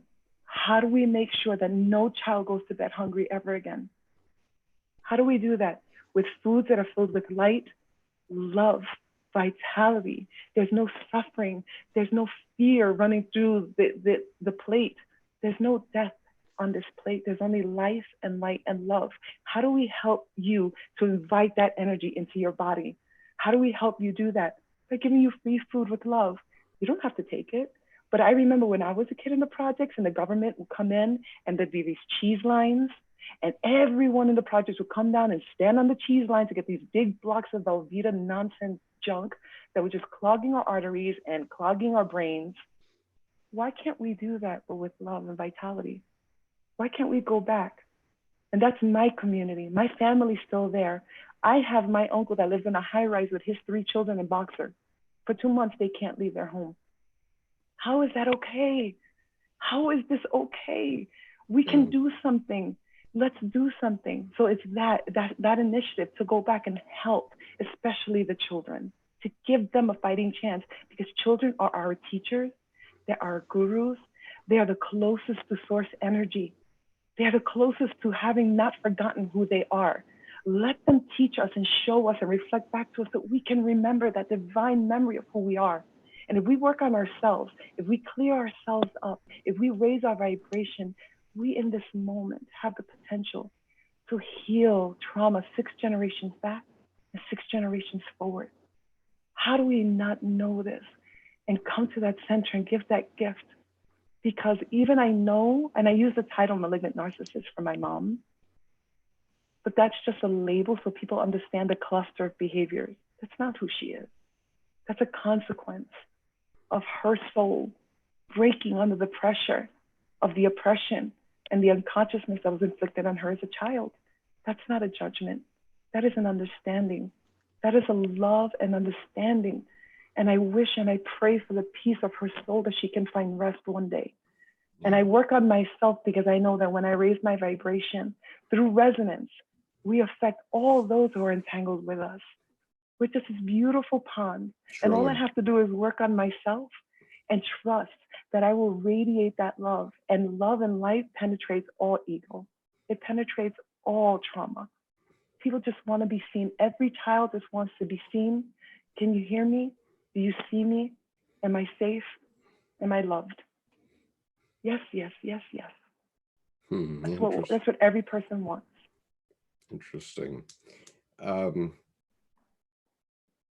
Mother Nature is doing it to me in a very sort of violent way, in a way, okay? Because, and I had never heard of this, but in the year 2015, I was apparently bitten by a tick, okay, a so-called Lone Star tick. That's prosaic, right? and because I was bitten by that tick, but I didn't know this, during that summer, starting in May, I started to late in the day have itching and redness all around my belt line and on the bottoms of my feet. And it would happen about 5 o'clock in the afternoon, and I couldn't figure out what was happening to me. And this happened over a period of 3 months, about 15 different times. And so, okay, so everybody's trying to, some of them know, but everybody's trying to figure out, okay, so what was happening to Skip that he was having these allergic reactions at 5 in the afternoon, right? And so then it so happened that I traveled to Dubai in 2015 and in July, I believe. And a friend of mine took me out to Ruth's Chris Steakhouse. And I had the last prime rib of my life, okay? And I wasn't greedy, so I had a woman's portion of this prime rib, which was 10 ounces. And I went back to the hotel about 10 at night, and at 2 o'clock in the morning, I woke up and my body was just on fire, and all of my skin on my arms and legs was exploded, and I had and my skin was swollen 1 inch from my neck to my knees. And so fortunately, I have a friend who's a doctor, and it was 2 o'clock in the morning in Dubai, but it was 5 at night or something in the US. So I call him on the phone. I said, what should I do? Should I go to an emergency room in Dubai, or should, what can I do? And he says, well, take 2 Benadryl and call me back in half an hour. So I took the 2 Benadryl and did that. And I said, well, nothing's happening yet. He says, take 2 more Benadryl. So I took 2 more Benadryl, and that really put me to sleep, literally, okay? And when I woke up in the morning, it was totally cleared up, 100%. And so then I came back to the US, and I went to a Lebanese restaurant and had a shawarma that had beef in it, and wasn't thinking about this. And anyway, it wasn't pretty what happened, but I took this dish that they had served me, which was in a plastic container anyway. I just wrapped it up and said, something's bothering me in this meal, and I don't know what it was. And so I took it into my allergist, and she tested me, and she says, you have a huge allergy to beef. Now, I was 65 years old when this happened. So maybe it was longer ago. It might have been like in 2013. And so, but she didn't mention any other meats. And then, so I stopped eating beef, and I never missed it since I stopped eating. I just didn't eat it. She says, if you keep eating beef, you're going to die. And then the same thing happened with pork and with lamb. The following Easter, so 9 months later, I was at a friend's house for Easter dinner, and she served lamb. And oh my God, same thing happened. I ended up in the emergency room. And then that summer, a year later, so a year after this all began, my mother-in-law made a beautiful pork loin, thinking, oh, well, this is the new white meat, so right, you can eat this. And so I ate it, and right after I had this lovely pork roast, I started to get itching on the bottom of my feet, and I said, uh-oh, Debbie, I think we're gonna have to go to the ER again. Sure enough. And so anyway, Mother Nature, to make a long story short, said, no more red meat for you. And I haven't missed it. I haven't missed it. I mean, the only time I even think about it is if I'm at a cookout and somebody else is cooking a hamburger or something like that, and I smell it. But other than that, I haven't missed not having beef for the last 7 or 8 years, however long it's been. And that's an example of Mother Nature. And my primary care physician later discovered that there are cases like this, and it's caused by this tick bite, which changes your enzymes. And they're happening from North Carolina all the way up to Connecticut. So maybe the vegan diet is going to be foreordained, because I think these ticks are better than us at reproducing, actually.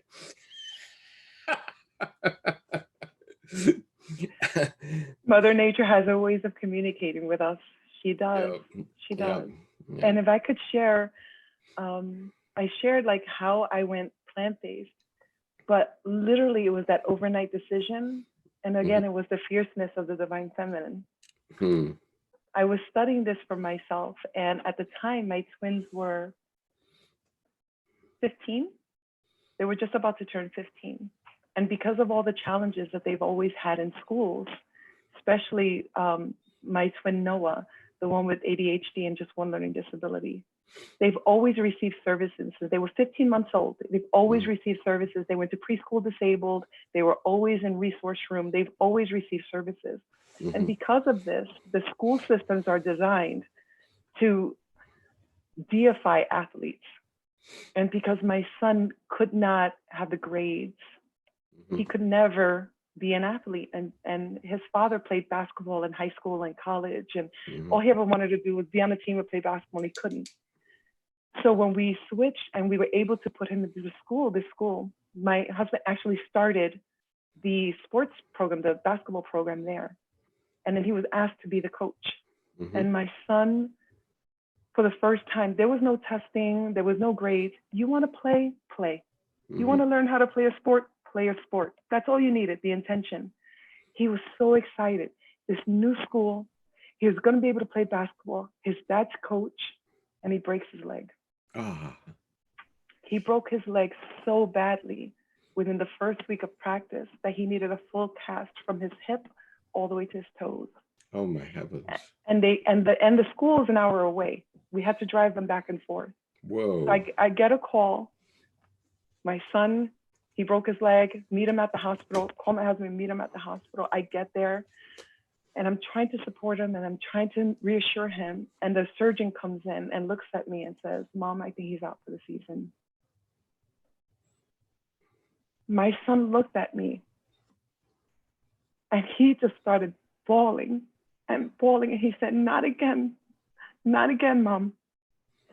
And he's like, no. And he started bawling. And I'm telling you, I felt like a lion. I stood in that emergency room and I said, oh, hell no. This is not happening to my kid. We have worked so hard. This is not happening. What are you trying to show me here? My son has worked so hard. We transitioned that night to plant-based. I researched and I studied and I get him all these teas and I ordered teas from all over the world that were there to reinforce his bones and support his healing. And do you know the day he took off his cast? I don't know if anyone has ever had a broken limb, but when you take off the cast, you usually have a lot of dead skin. Your joints are very stiff.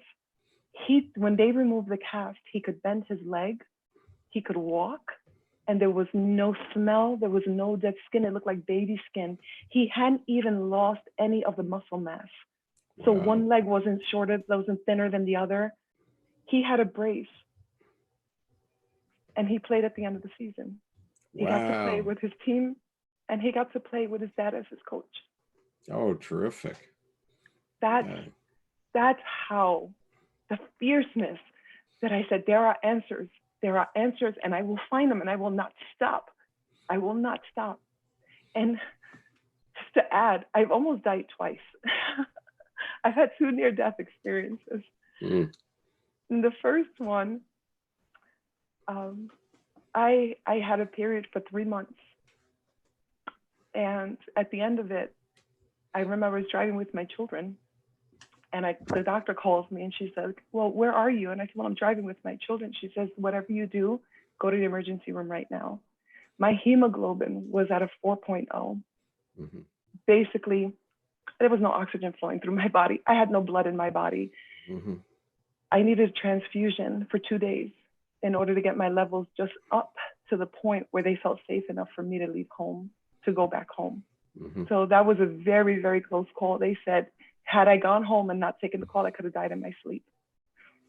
And then the second time was here in Arizona, where both of my kidneys became lodged and I became septic and I needed an emergency surgery. Wow. My fever went to 105.5 and the doctor called my husband and said, call the family, get the family here. We don't know what's going to happen. And it was, again, those experiences that made me realize how precious my role is here. Wake up calls, again, not a victim. How did I get here? Why is this showing up? What am I here to learn? I'm here for a reason and a purpose, and it's greater than me. So, okay, universe, God, Allah, source, show me the way. I'm here to serve. Well, amazing. One of the, I don't know if you are aware that one of the sort of logo ideas of this group is the rescuing angel. And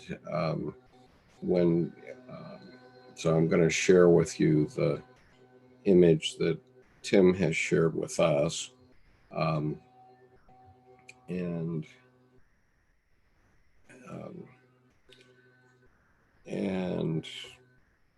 Have you explained who Tim is to Jacque already? Well, Tim was here earlier. He's my partner in creating this place, and he's a world-renowned artist. He's the first American artist to have an exhibit, a solo exhibit at the Hermitage in Russia, and he did that 30 years ago. So he's way beyond famous now, and he's done sculptures for Bishop Desmond Tutu, and for peace activists in China, and all kinds of things. And you really, Jimmy Carter as well. Jimmy Carter, and so he's very famous for doing these sculptures and for drawings. And so this drawing is the rescuing angel, and so the point of it is, get my screen back. The point of it is that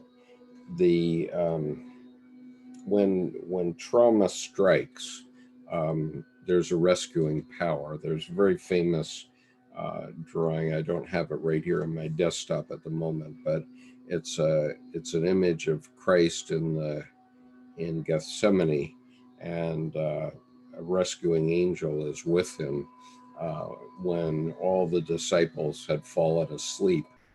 And is my sound too bad? Because I've got another power thing going on behind me again. If you can hear me, fine. I can hear you. I can hear you. I'm fine. All right. So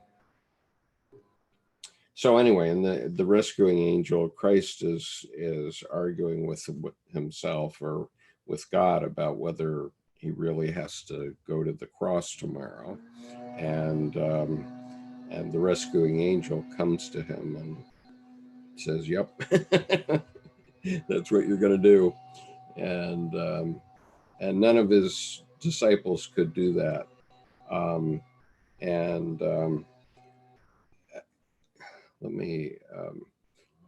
Let me interrupt because Nancy says she has to leave, and she had one question.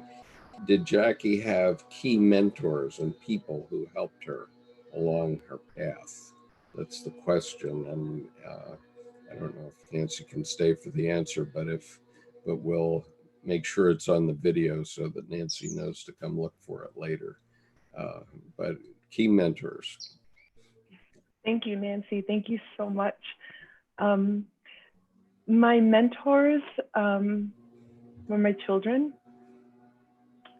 My mentors were all of the unconscious people around me.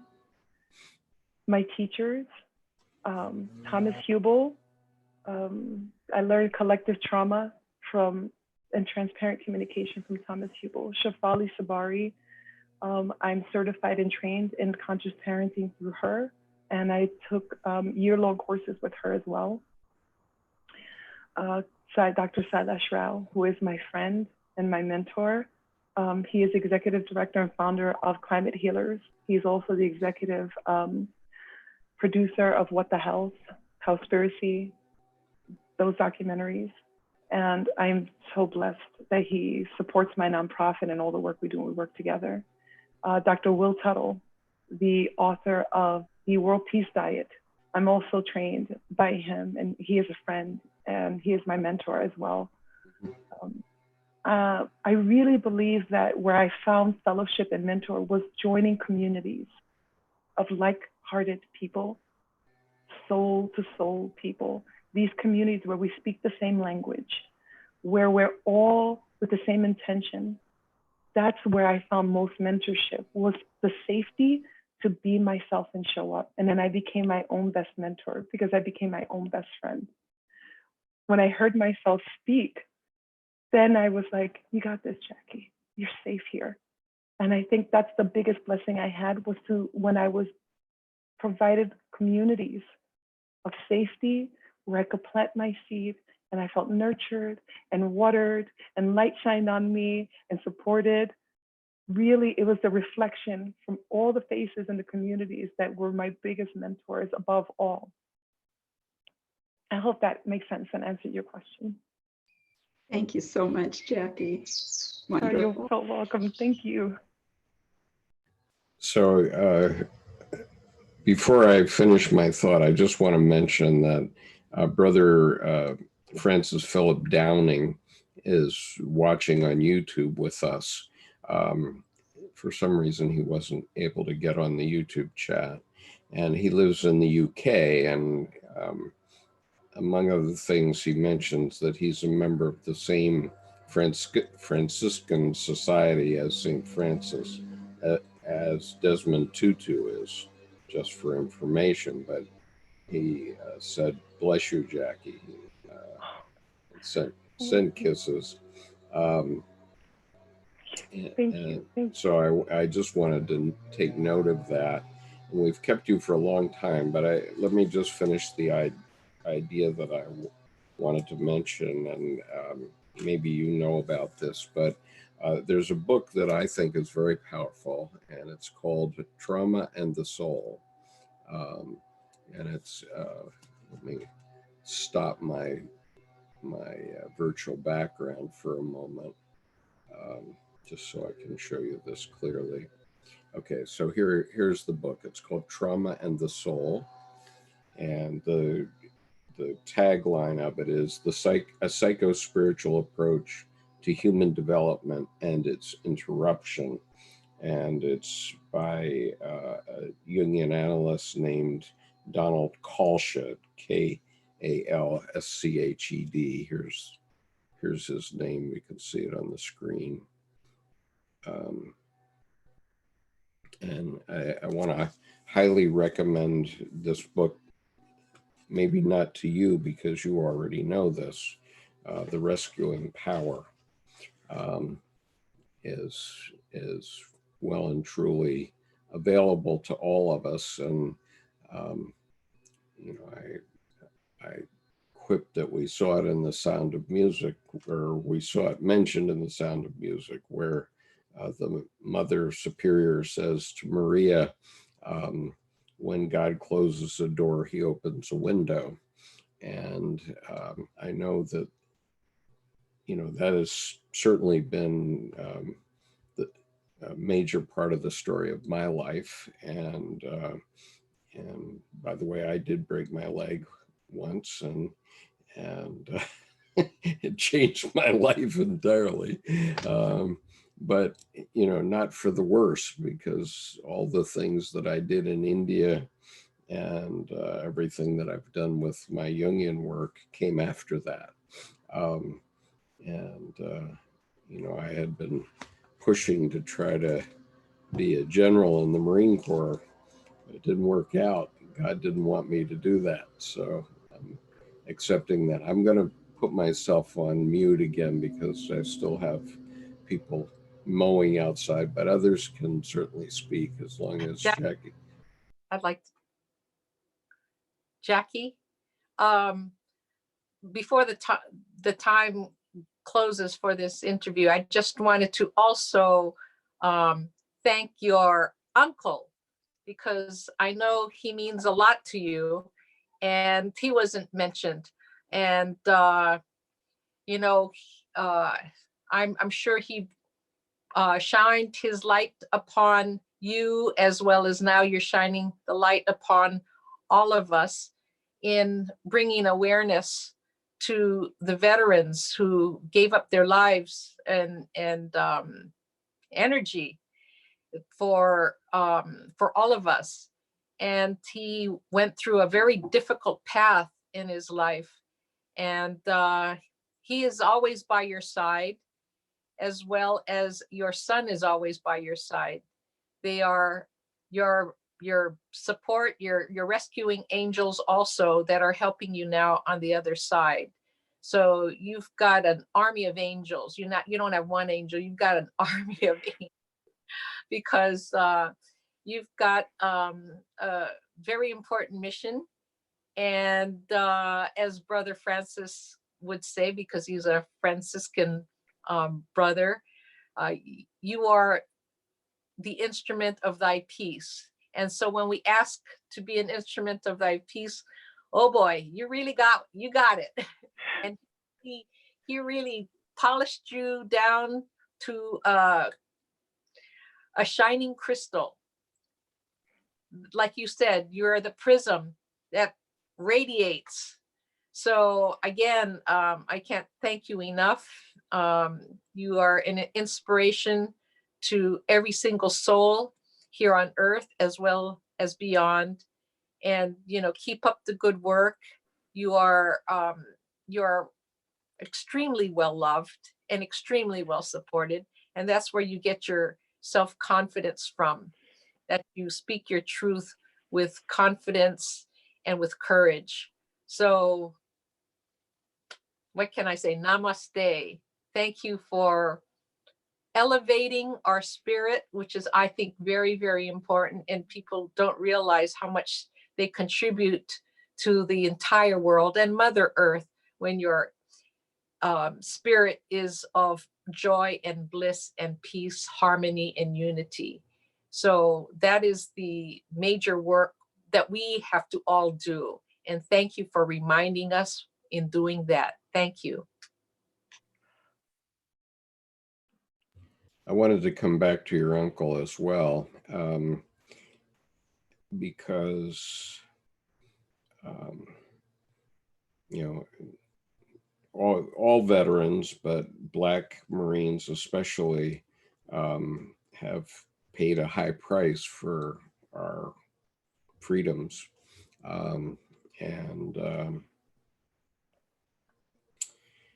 You know, to his credit, when I was on active duty in the late 60s, there was a lot of racial confrontation, and it was starting to permeate into the Marine Corps. And the commandant of the Marine Corps sent out a directive that said, you know, all Marines are green, and you have to see it that way. And so I always saw it that way, and I always recognized also that Black Marines had especially paid a high price because they were drafted in greater numbers per capita than white Marines were, and they were often given really difficult jobs in the Marine Corps.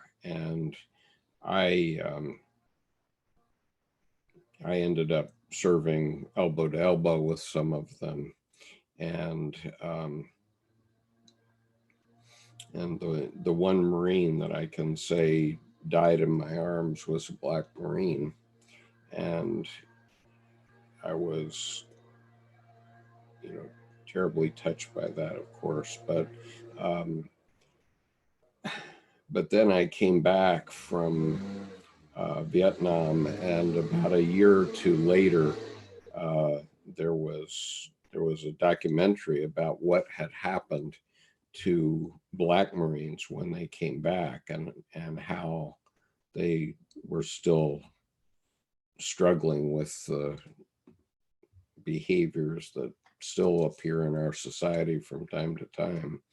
And I remember weeping when I watched that documentary, because that wasn't the result that I had hoped for those men while we were in Vietnam together. And many of those men saved my life in more ways than one, of course.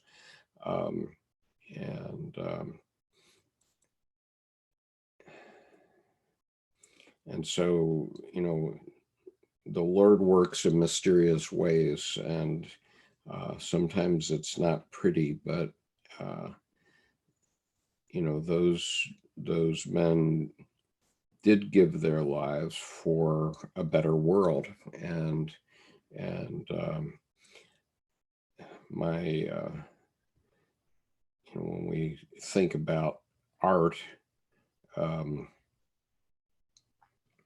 know, the one artist that touched me the most was Jackson Pollock. And Jackson Pollock, you know, probably had a kind of ADHD too. You know, if you watch the movie Pollock, you can have a sense of it. And you know, most people, including me, didn't understand it,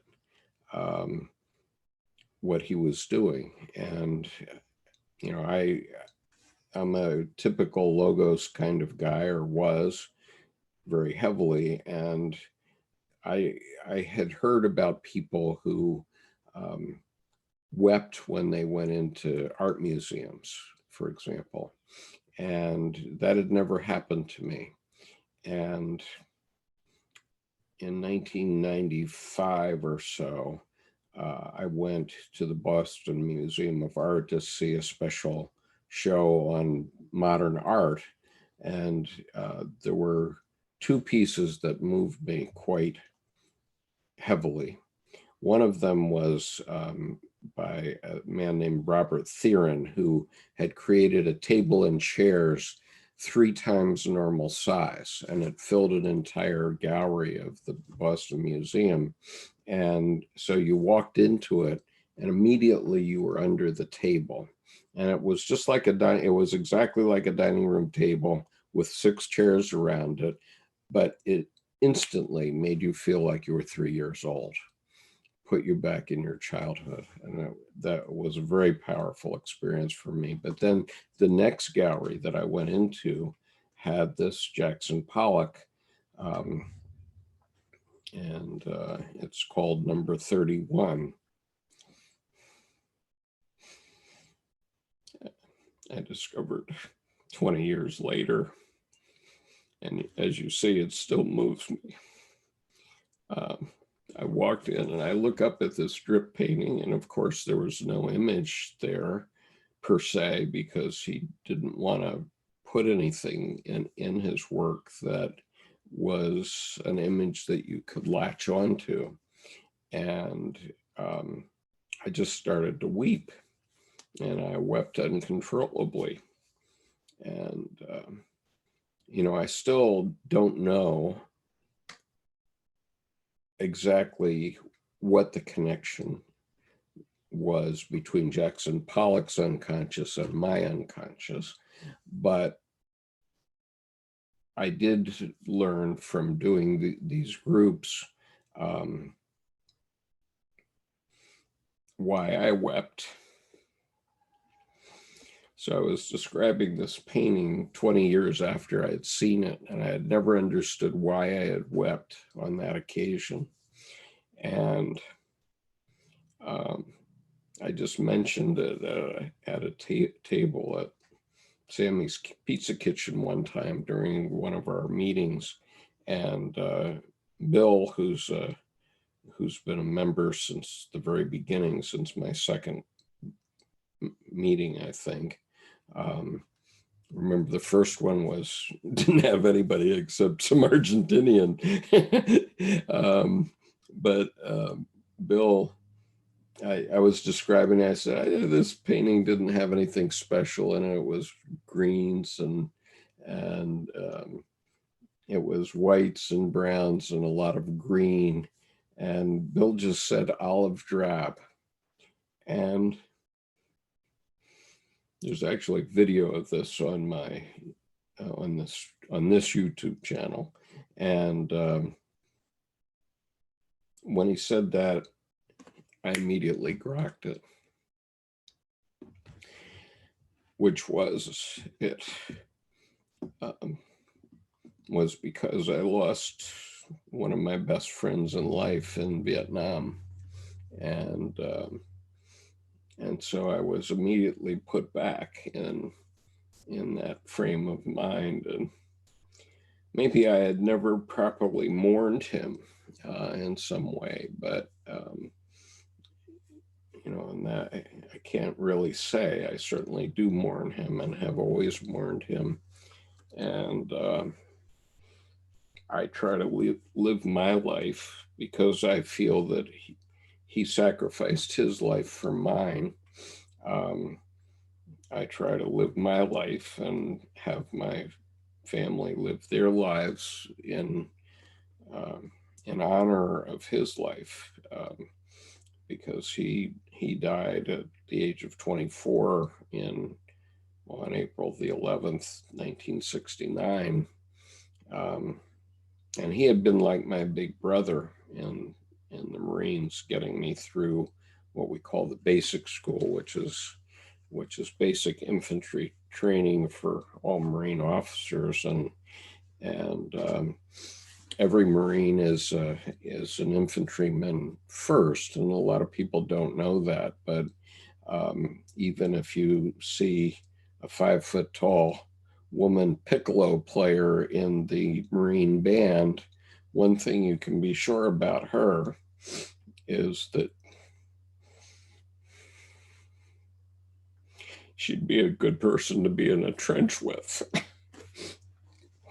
because she knows how to use a weapon too, and how to fight if it's necessary. And obviously the men who were lost in Lebanon, I don't know if your uncle was injured in the attack on the Marine barracks at Beirut International Airport. He was. Yeah. He's alive. He's still with us, but yes, he was. Yeah, well, that's a good thing. But you know, we lost a lot of Marines that day, and you know, they were all, every one of them was trying to make the world a safer place for all of us. And you know, it's a tremendous loss. So, and it so happens that another classmate of mine, friend of mine, named Rich Higgins, he was lieutenant colonel in the Marine Corps and he was assigned to be the commanding officer of UN peacekeeping troops in southern Lebanon, and he got captured by the Hezbollah, and he was hanged and photographed hanging, and the photograph of him hanging was on the front page of every major newspaper of the world. And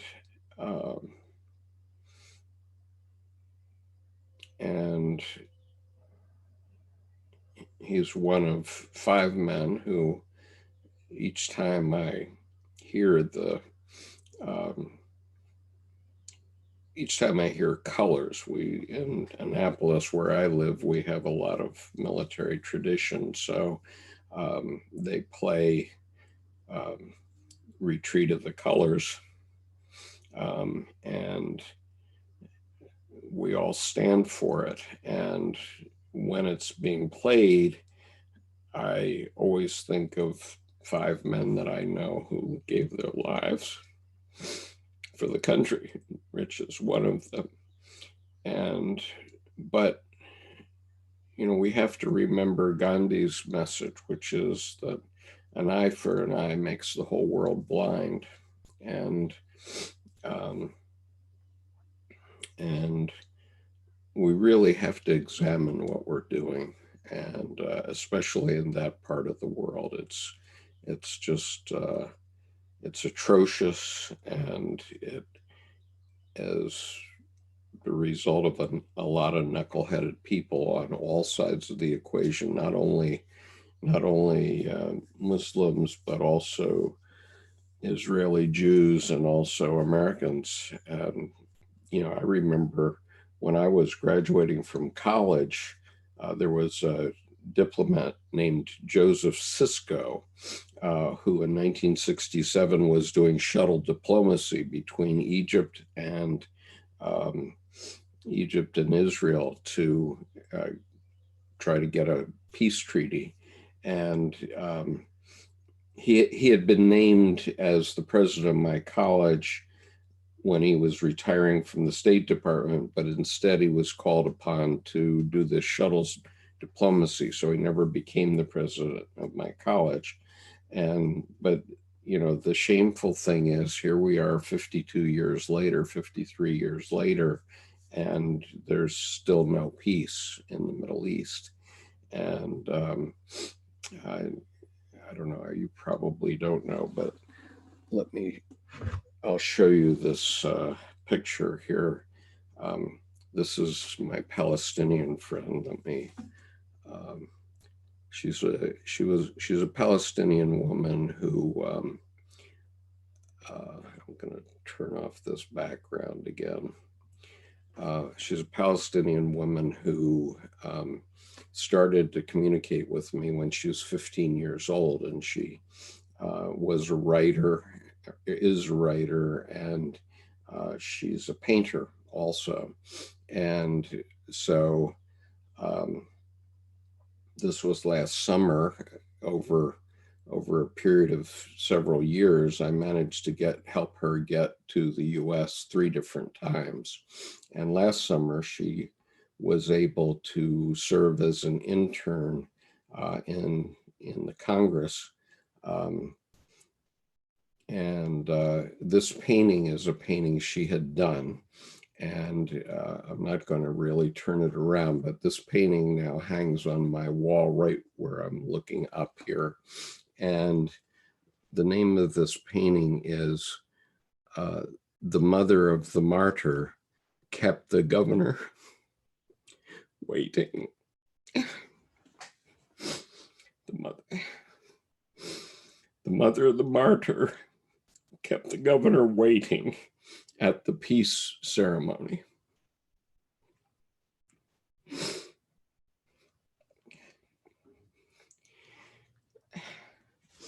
And so now this beautiful young woman has just, she had to leave her home before that trip. in Palestine, and she can't go home because of the behavior of the Israelis, and she's had huge trauma.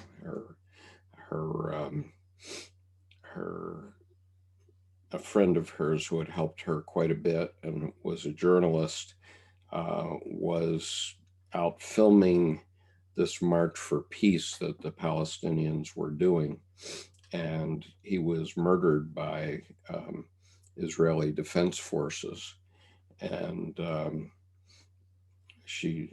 we almost lost her from that because of that tragedy. But she was able to bring herself out of it, and she was able to win this fellowship in Washington. And she ended up in Congresswoman Omar's office, as it happened, which was an interesting point. But she went back to, but when she left Palestine, as is the case with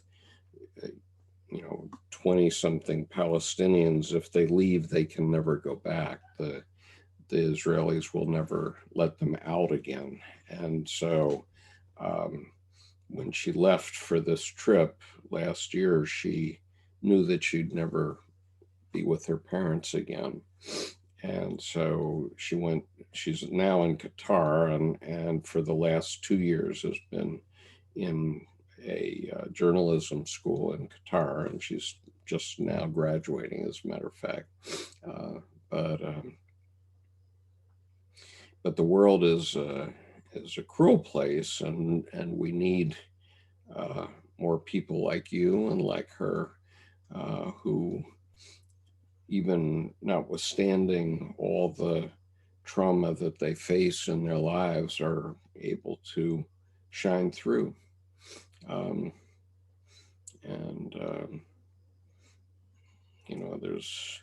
There's this, I guess it's Cindy Alper song called True Colors.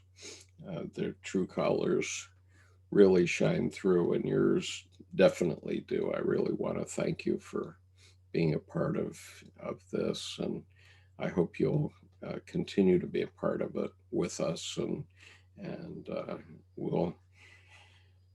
we should find a way that we can bring more attention to what you're doing over time, and we'll certainly think on that. And but anyway, do you have any other things, or is there anybody else that wants to speak before we wrap this up, because it's getting late for Khushbu? I'd like to express my appreciation, and just a quick story. I learned about the divine feminine by studying and learning about the wisdom of the indigenous people where I live, the Nitsitapi people. And then then I encountered Skip, and I now understand the concept of eros as well versus logos, and the need for harmony there.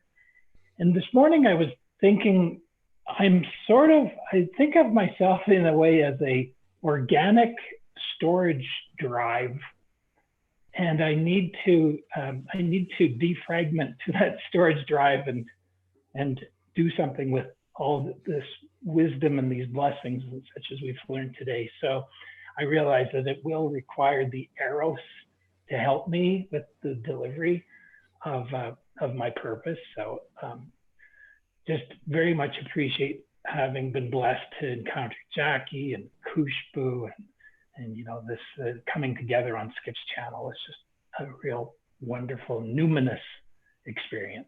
Thank you. Yeah, surely. I mean, this has been a terrific discussion we've had with you, Jackie, and you're like sunshine. And Idris, did you want to make a comment before we wrap up here? No, guess not. Okay, we'll call it to an end, and I wonder if Khushbu is here. I am. Okay, so Khushbu, let's explain the ceremony again. So the ceremony, once Khushbu starts to give the mantra, as she finishes, we won't be saying anything more, and we'll be in a frame of meditation, and we can all leave or change our demeanor in our place as it seems appropriate to us. I'll stick with everybody for a while, but if you get into too deep meditation, I might end the session, but we won't speak again after Khushbu begins. Is that right, Khushbu, if I got it right? Yes. When Okay. you leave, you can say it in your speaker if you wish to. Shanti, Shanti, Shanti Hi. Shanti, Shanti, Shanti, Hi.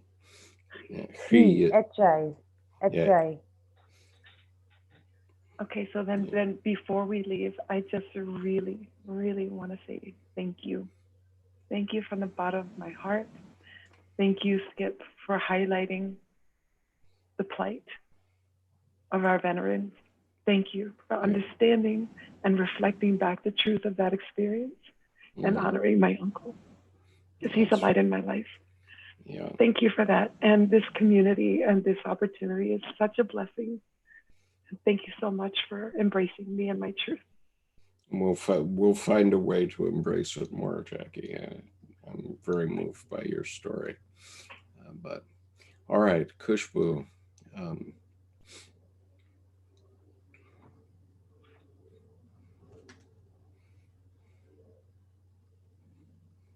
Lot of love for Jackie and her children.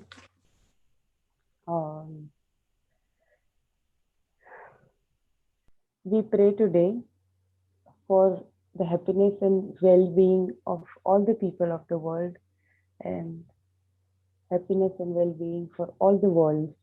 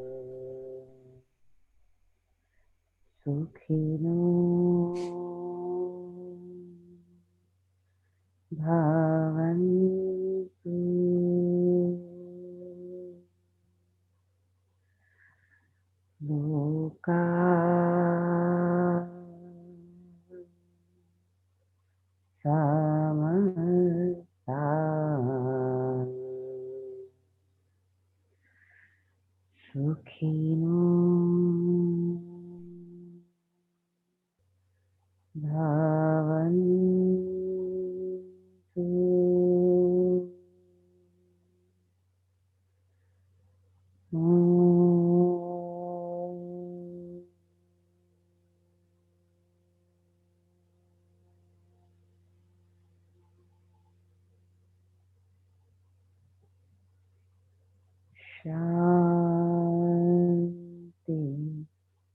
Shanti,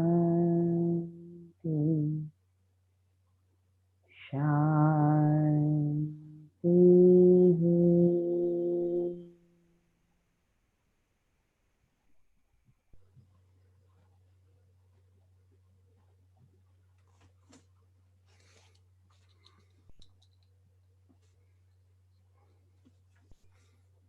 Shanti, Shanti, Shanti Hri.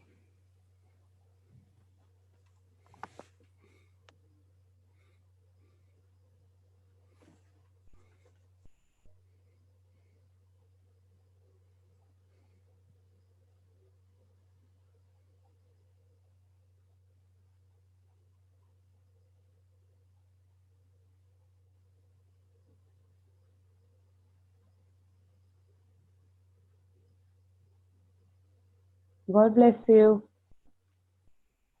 God bless. Shanti, Shanti, Shanti. You're okay? You're good? Shanti, Shanti, Shanti. Shanti.